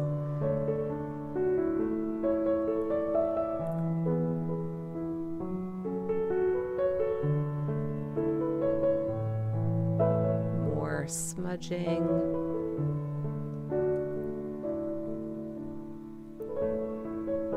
And And then I thought maybe I would do little footprints. So I'm coming in with the silver here too. And I started to try and figure out how I would do my little footprints. And then I decided, no, I want it to be pristine. I'm going to leave that alone. So I tried to smudge that a little bit. I ended up just having to come back over it with some more of the white. But in the meantime, I'm looking at my body of water again and thinking, how do I make it look like the moonlight is glistening on it? So I just came back in with a little bit more of that. You can see I'm just smearing my little piece of hand towel, and I used a clean piece of hand towel each time, you guys, because I wanted to be careful not to get any of the paint on the black where I did not want it. So I just kept coming back in with my silver and my blue and my white and alternating it as necessary to, again, get it to where I wanted it. And then I came in and I'm just doing little points of snow all over my canvas. I did it not just on the black, but over the image that I've painted as well, because snow doesn't just stay, you know, in the sky area, right? It's going to be hitting the ground. So this is the final result for my painting, and I'm really proud of myself. I am excited about these black canvases, and look at that moon. I was really, really happy with this. So let me know what you think.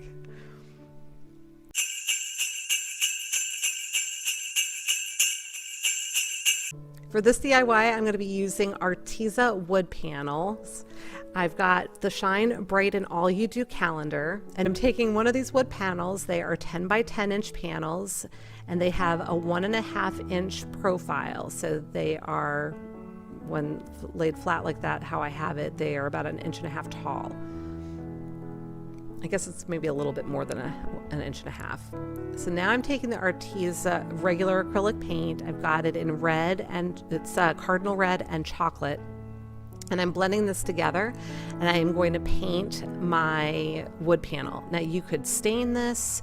I chose to paint it, and it absolutely came out gorgeous. I'm going to show you the finished product in just a second here. I did speed right through this, and once it was dry, it looked like mahogany. Look at that, you guys. You can see the wood tone through it because I only did one coat of paint on this, and I just thought it was gorgeous. But I did want to give it a little bit more of that farmhouse kind of feel, so I roughed up the edges and distressed my corners with my sanding block. So you don't have to do that, but that's what I chose to do. So now I'm just going to clean up my wood panel, make sure I've got all the sawdust out of there, make sure it's nice and ready to go with my Dollar Tree image from that calendar that I had cut out and I'd cut down to size.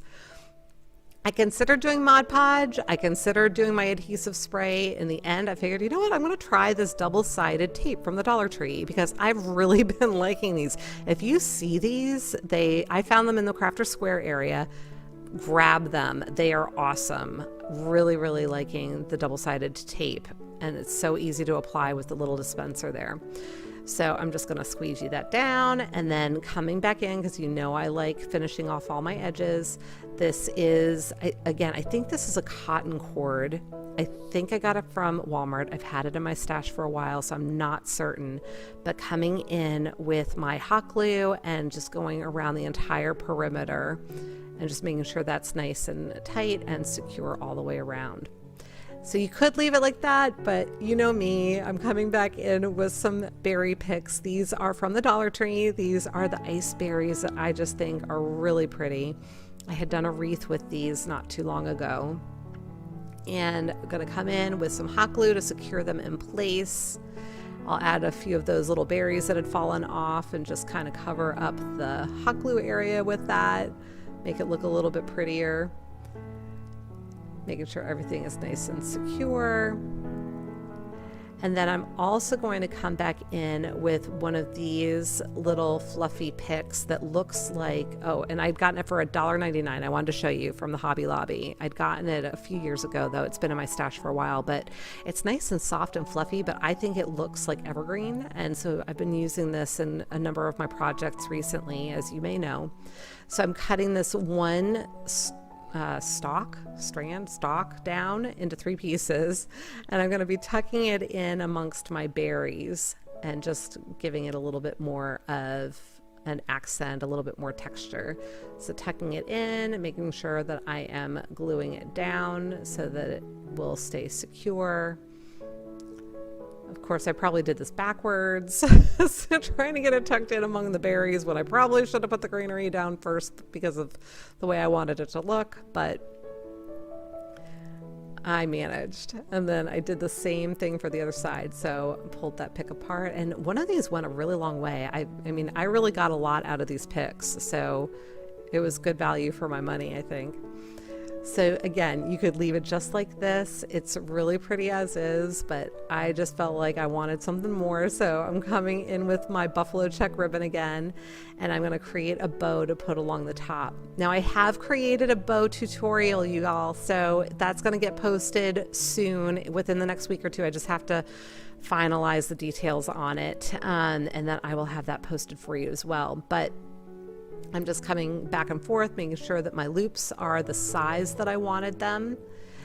And then once I have it the way that I want it, I am going to come in and secure it all together in the middle there with some hot glue. So I'm just making sure it's the size that I want it for the wood panel that I'm working with. All right, Corie. Okay, here we go. Hot glue, getting that all secured at each of those layers. Just really be careful when you're doing this because the glue does go right through the ribbon, so you want to be careful not to burn yourself. So I flipped that upside down and let it sit there to cool the rest of the way. I had trimmed off a piece of ribbon that was the same length as the top of my box. I folded my ribbon in half to dovetail both ends, and now I am just going to position it up on top. I'm putting some hot glue on the middle there. I just mentioned that that hot glue does go through, so this is going to secure it to the top of my little panel as well, and then applying the bow that I had made as well. And that's it. There you have it. So here we are with our final reveal.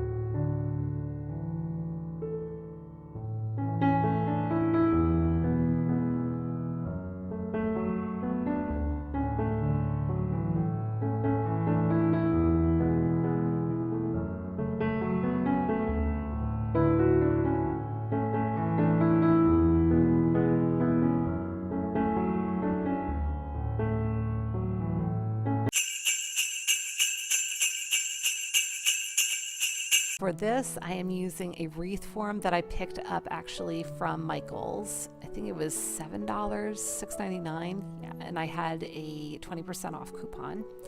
Then I have my Dollar Tree little garland ties, and these look like little evergreen ties, so they're like chenille stems, but they're evergreen, which is really cool. I've also got my little ornaments from the Dollar Tree, some berries, some other florals, and I thought I was going to use those little snowy picks, but decided not to, and then my cute little owl. So starting out by just opening up the wreath form,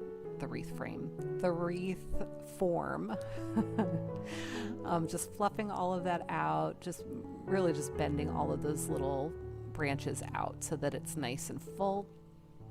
And then I'm opening up all of my little bulbs and just taking a look at them. These are from the Dollar Tree, so it was 12 to the pack, and I'm just checking the little stems on them to see how secure they are. And there were a few places that they were a little bit banged up, just from having knocked up against each other. They rubbed a little bit in the package, so I just touched them up with a little bit of my ARTEZA gold acrylic paint, and they were good as could be. So I am taking my chenille stems in chocolate brown, and I am just threading them. And again, I'm sorry, I'm not showing this very well, but I'm threading them through the little holes in the tops. One of mine was missing the little top holder thingy, so I was able to wrap it around the base. Hopefully you saw what I was doing there. So I set those aside once I had them ready, and I'm just getting one of my picks ready because I decided I really wanted to put my florals on first. So cut my pick apart the way I always do, and I'm just going to secure these by tucking the wire stem through and then wrapping it around the wreath form. So there's a nice heavy wire underneath there that's holding on to all of those branches, and so I'm just wrapping the pick around there. And then I did go back in later and secure that better, and you'll see what I do there. Coming in with my berries, I'm just alternating everything so everything is nice and symmetrical because I just like that. And here I go with the little snow branches, and I thought that maybe this would work nicely, and then ultimately I really decided after playing with it that I just didn't like the way it was looking. So here I am just kind of playing with it, and I'm kind of like, it's just not looking right to my eye. And so I'm sure there's probably a way that you could figure out to do this and have it look right, but ultimately I just decided I didn't care for it, so I pulled them out and decided I would use it on another project. So now I'm coming in with my little ornaments, ball ornaments, and I am tucking those chenille stems through and around the little base of the wreath again and tying them off underneath, twisting them together underneath on the other side. So I know it's kind of hard to see what I'm doing, but hopefully you're kind of getting the idea based on what I'm telling you. So now I'm just flipping everything over, and I just kind of tried to secure everything as well so nothing would just fall out. Sometimes with gravity, when you flip your wreath over before you have everything completely secure, it will fall out. And then I'm coming in with some zip ties here. And you can see that I am just zip tying down the stems of all of those little picks that I stuck through. So I'll give you a closer up in a second, so hopefully you can see a little bit better. It's hard to tell because the wreath is green and then the pick stems are also green, so they all kind of blend together here. But here you can see how I'm just going around the wire from the wreath form. I'm also going around that little stem that's sticking out and then just pulling it tight. And then I do like to come back in, and I didn't show this on camera, but I do hot glue each of those little intersections where the zip tie connects the stem, and then I trim off the ends of the zip ties. I obviously hadn't done that just yet, and I did not show that on camera either, but I do go back in and do that. So now I'm taking my little owl friend and I'm wrapping another chenille stem around what I like to think of as his little feet. They were these little tiny pine cones, and I'm going to use that to secure him in there as well. So just twisting that in and tucking that in. So, isn't he cute? I thought that was super cute. I love that little owl. So now I'm coming in with some of my Costco ribbon, and I'm giving it a little bit of a tail at the start here. And I'm going to use my little garland holders, my evergreen stems, and I'm just trying to decide how I want to use them to anchor down this ribbon. I ended up doing something completely different as I worked here, but at the start I was just using these, trying to wrap it around the whole base of the wreath form and than tying it off. So then I was like, yeah, let's try something else. I cut it in half, I twisted around the ribbon, and then I attached the little thing to another one of the branches, and they look exactly the same as the branches on this wreath form, so they blended really nicely. So I figured, oh, you know, it'll make it a little bit fuller too. But then I decided, you know what, I could probably just tuck the ribbon in and twist a couple of those little branches around it and be done. And that's ultimately what I ended up doing. And it worked just fine. So if you decide that you'd like to do it that way, it works just as well. So that's what I ended up doing for the rest of the wreath. So you can see I'm just kind of tucking the ribbon in where I want it around the wreath, and just using the branches that are there to kind of twist around them just once or twice to secure that ribbon. And that's all I did to secure the ribbon here. Nothing else, no glue, nothing. So this ribbon could easily be removed as well if you decided that you wanted to change it up for whatever reason. And I'm coming back to the place where I started. I'm going to trim that off to be an equal length because I'm going to let that be my tails for a bow. And now I'm going to create a bow, just going back and forth. And leave me a comment if you are interested in me doing a bow video on how to make different bows. I know that there are a lot of videos out there like that. I'm happy to do one. I just wasn't sure that it was something that you guys would really want to see, but let me know if that's something of interest, and I can certainly do a quick video on bow making.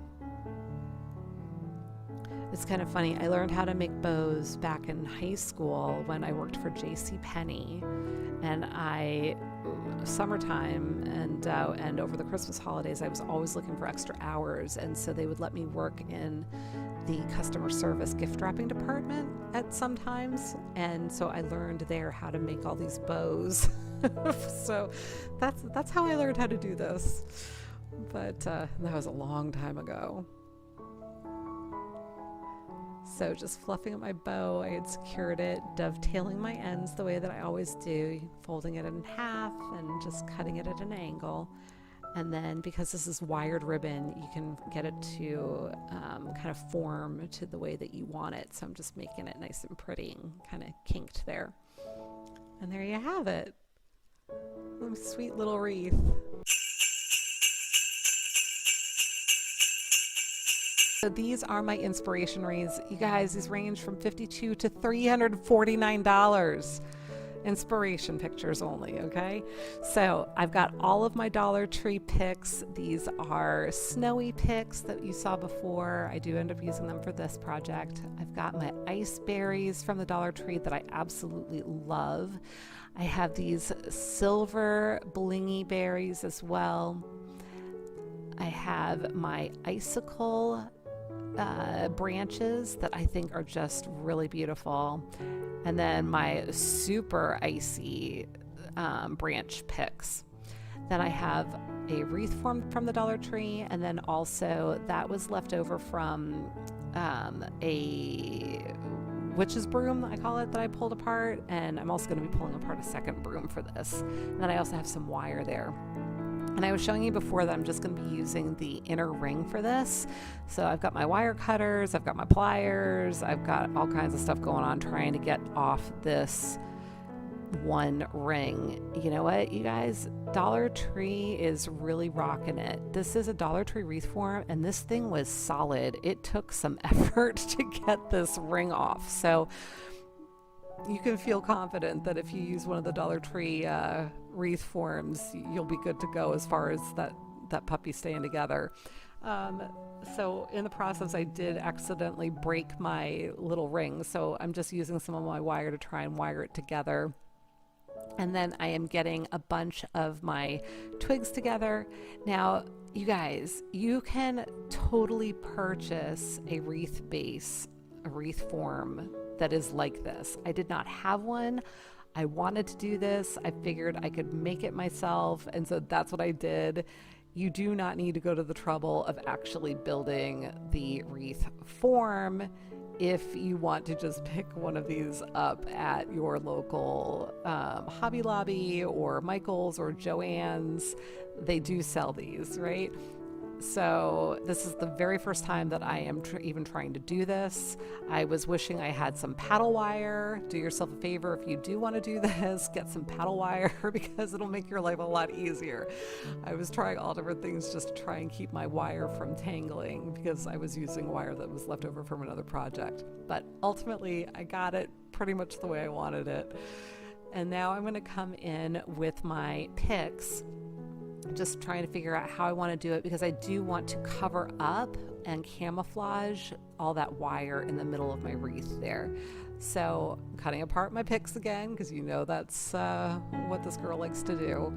And I'm just going to come in and start tucking in my little picks all around the inside first. And I figured this really pretty icy blingy stuff would be enough to conceal what was going on there with the wires where I was securing down all of the twigs, for lack of a better term. So once I got all the way around there, I did start branching out a little bit, no pun intended, and just going a little bit further out on the wreath. And then I'm coming in with my snow picks and just layering everything on and going out a little bit further towards the edges of the wreath. Now everything is getting secured down at that base, but because I have different lengths of product here, I'm able to get it to kind of spiral out towards the outer edges, which is what I want. And then I had also come in with my icicle picks, and now I'm coming in with some of my red berries. And I'm just going to intersperse the red berries around. I don't want to overwhelm with the red because I really want it to be pops of red, like in some of those inspiration pictures that I showed you earlier.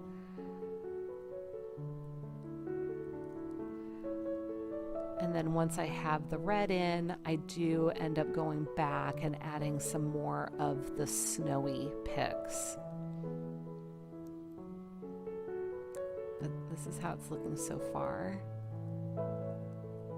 I love the icy colors, and then with the pops of red, I just think it's so pretty. This is such a wintry, pretty wreath, in my humble opinion. So tucking in some of these silver berries now, and I'm interspersing them. And like I said, now I'm coming back in with some more of the snow. So you've got a few different things going on here. You've got some of the bling, but then you've got some of that soft snow, and then you've got the twigs. So I think of this as very much fitting in with the farmhouse theme, even though we do have some bling going on, which if you know me, you know that makes me very happy because I love my farmhouse, but I love a little bit of bling.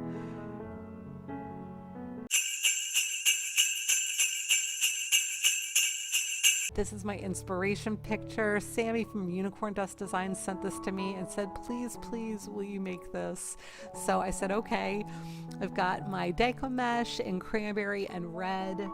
Then I have some ribbons from the Dollar Tree. I ultimately forgot to use that, but I've got my ribbons from Hobby Lobby and then also from Amazon that I picked up.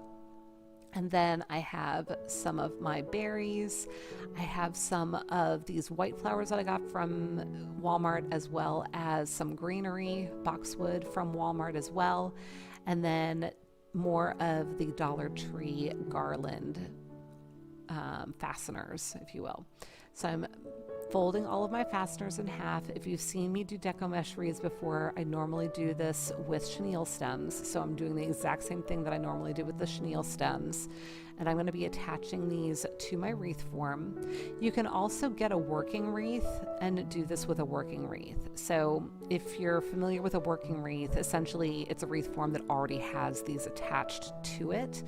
And you can certainly pick up one of those and use one of those. But I thought this was just as easy. So using my little Dollar Tree supplies. And I wanted to anchor them a little bit better, so I just flipped one end underneath the wire frame.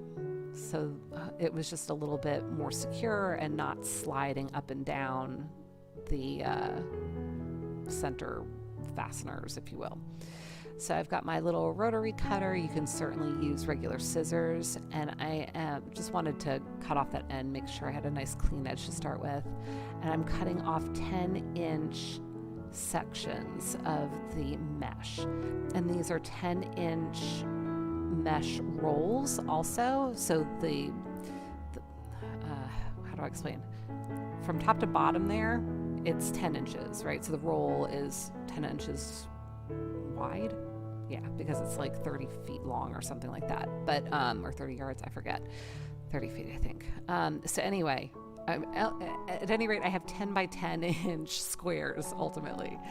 So I'm using the fact that these curl up on themselves to my advantage, curling them a little bit tighter. I made an X with them. I'm using one of each color for each of these spaces. And there are 8 section markers, if you will, with 2 at each section marker, so a total of 16. So I needed 16 of the cranberry and 16 of the red. I was a little bit short on the red, so I used a little bit extra cranberry, but nobody's gonna know the difference. If I hadn't told you just now, you probably wouldn't have even noticed. So rolling these up, you can see how I'm rolling them tight. I'm creating an X with them. I'm alternating them because that's just who I am, and I like to make things a little bit more random. But now I am using my cardboard for cutting my ribbon. I finally found this. If you saw me make the pumpkin topiary, you know that I couldn't find this the other day, but I finally found it. I'm just wrapping my ribbon around and around until it gets to a place where I'm not sure that I'll be able to cut it if I don't stop. And then I went ahead and slid my scissors through there. I'm sorry I was out of the screen there, but I just cut off my ribbon, and now I'm going to dovetail the edges. And this is just an easy way to get a bunch of ribbon sections all at once, like cut a little bit more quickly. This cardboard piece that I have, I'm trying to remember, I think that one was a 6-inch board. So ultimately my ribbons are going to be 12 inches long, right? Because it's 6 inches up one side and then 6 inches down the other. I'm cutting it off in the middle. So hopefully you're following what I'm saying. So when I open it up, it's a 12-inch piece of ribbon. Hopefully that makes sense. So dovetailing my ends again.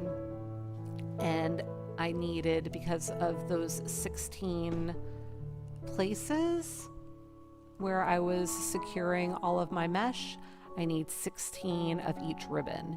And again, I'm going to alternate them. So one time I've got the buffalo check on top, another time I have the burlap on top. So hopefully that makes sense. And I apologize if you hear my phone going off in the background. I'm not sure what's going on, but apparently I'm really popular at the moment. So I'm going to try and put this on silent. All right, so I'm just going around the wreath and fluffing up my ribbon as I go, and you can see how full the ribbon helps make this wreath, right? So I didn't even have to use all that much mesh. And now I'm going to make it coming in with my boxwood, and again, gonna cut my pieces apart, right? Cut my my picks apart. And I'm going to bring these in the same way that I did with the evergreen wreath. I'm going to be tucking this in and anchoring the ends of my picks to the wreath form underneath.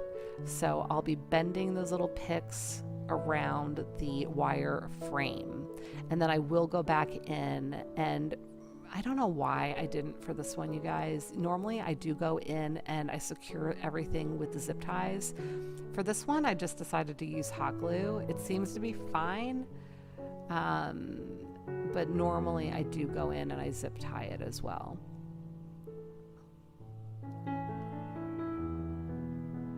So now I'm coming in with my red berries.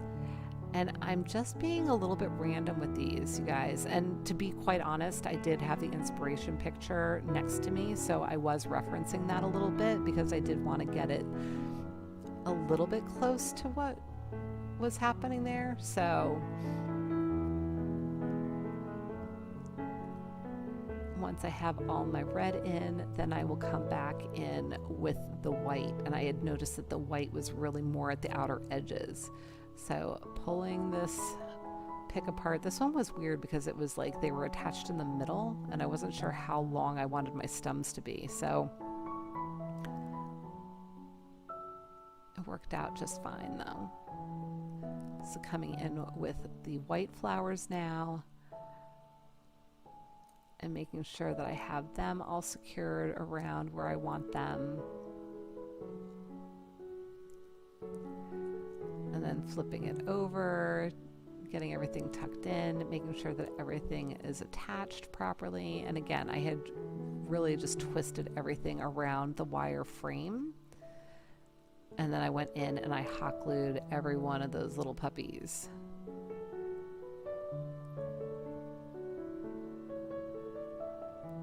Just making sure everything is nice and secure.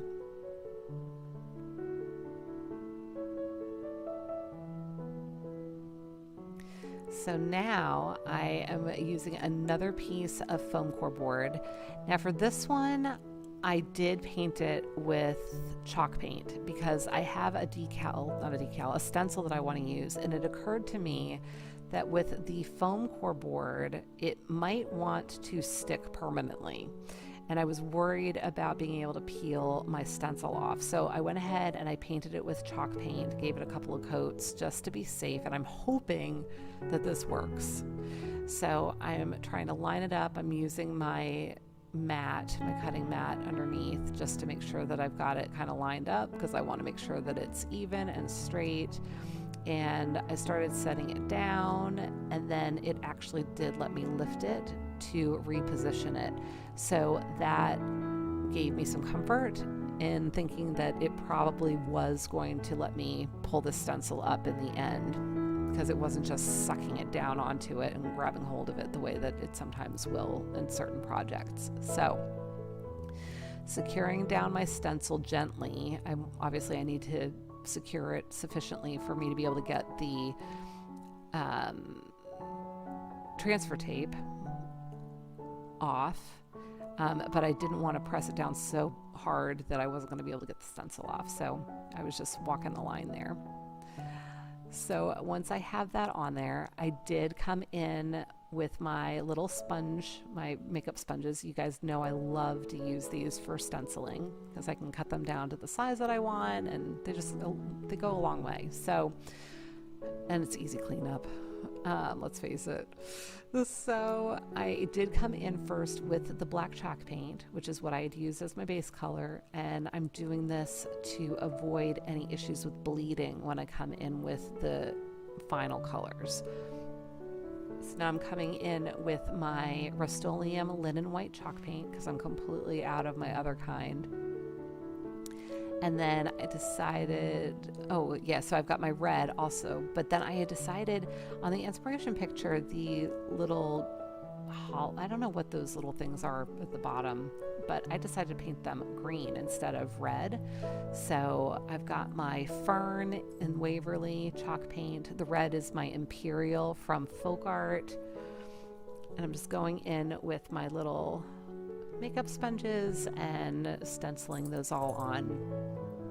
And as I was doing this, I was trying to decide whether or not I should wait until this was all dry to pull up my stencil.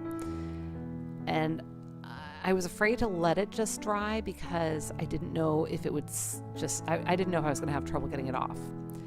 I will tell you that once I started taking it off, I did wish that I had let it dry.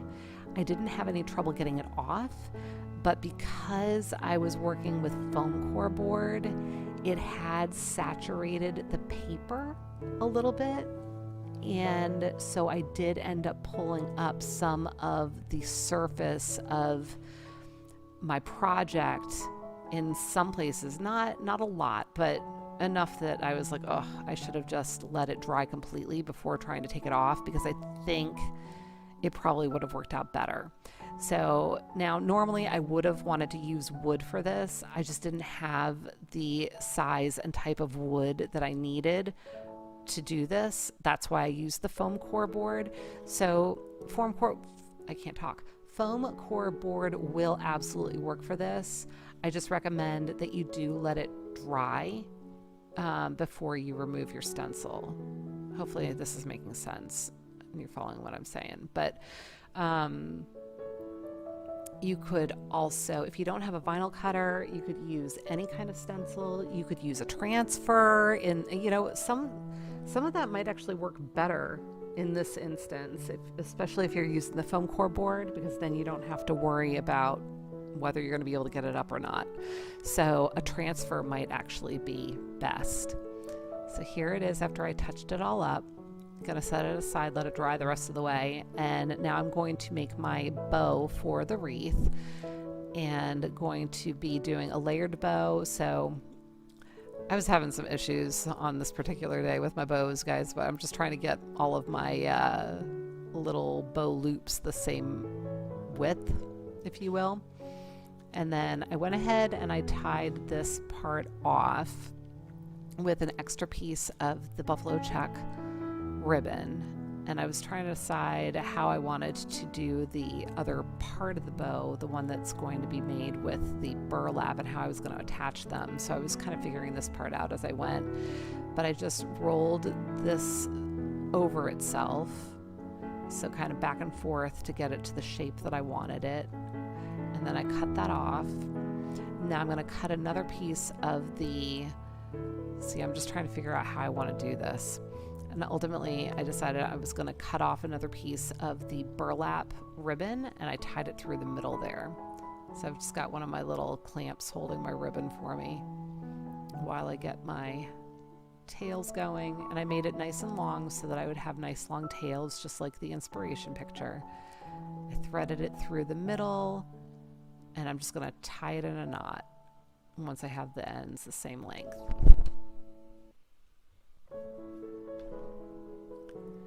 So tying that in a knot,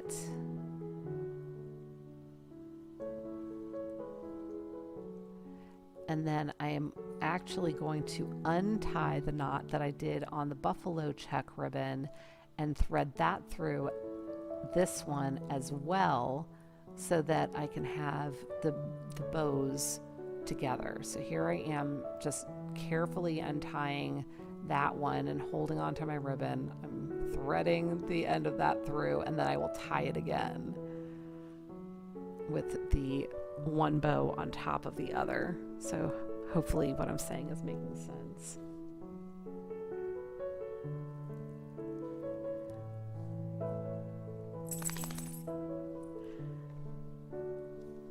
I'm just fluffing up my ribbon, and then I'm going to take the part that I knotted, and I'm going to tuck that through my wreath and use that to tie the ribbon to the form.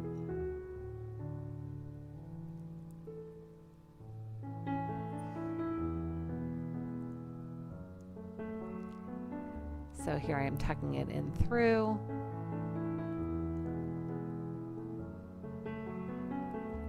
And then I'm going to tie it off in the back.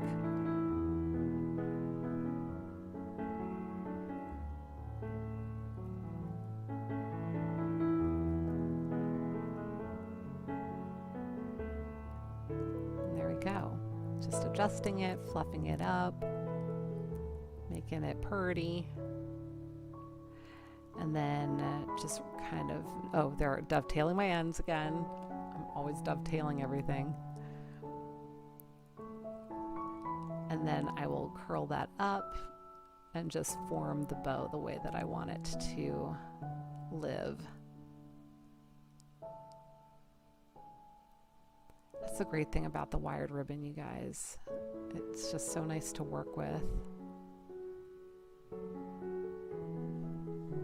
You can really just shape it the way that you want it to look. So now, same thing that we did before with our little Tom Turkey with the sign. I'm going to glue down, this time I'm using white chenille stems, to the back of the sign that we made before. Now that it's all dry, I'm going to let that cool with the hot glue, and then I'll be able to bend that up.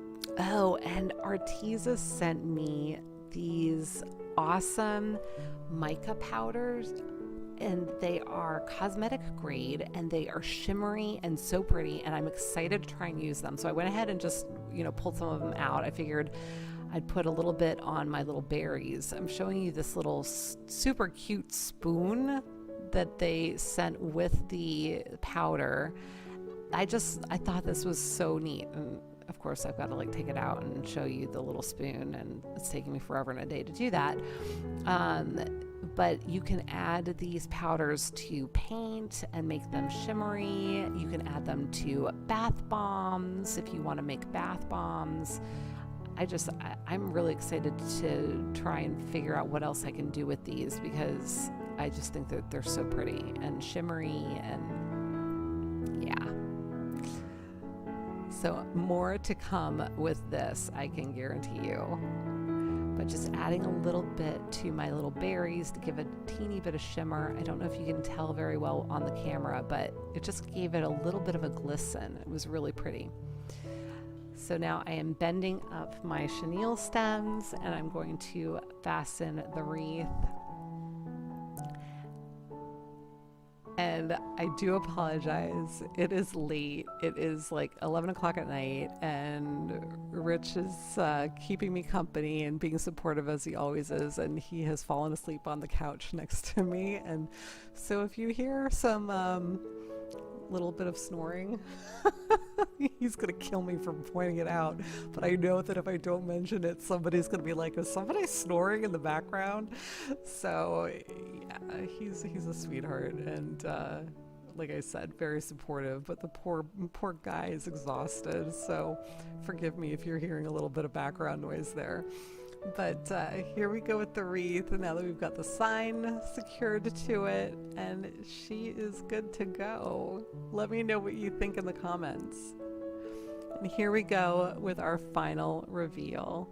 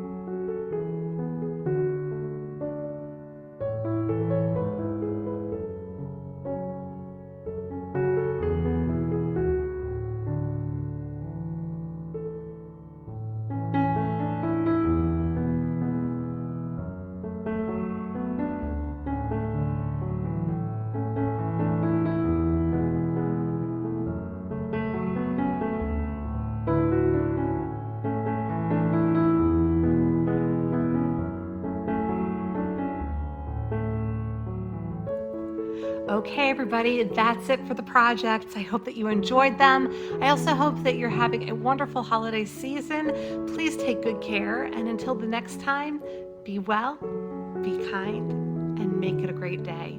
I look forward to seeing you again soon. Take good care. Bye.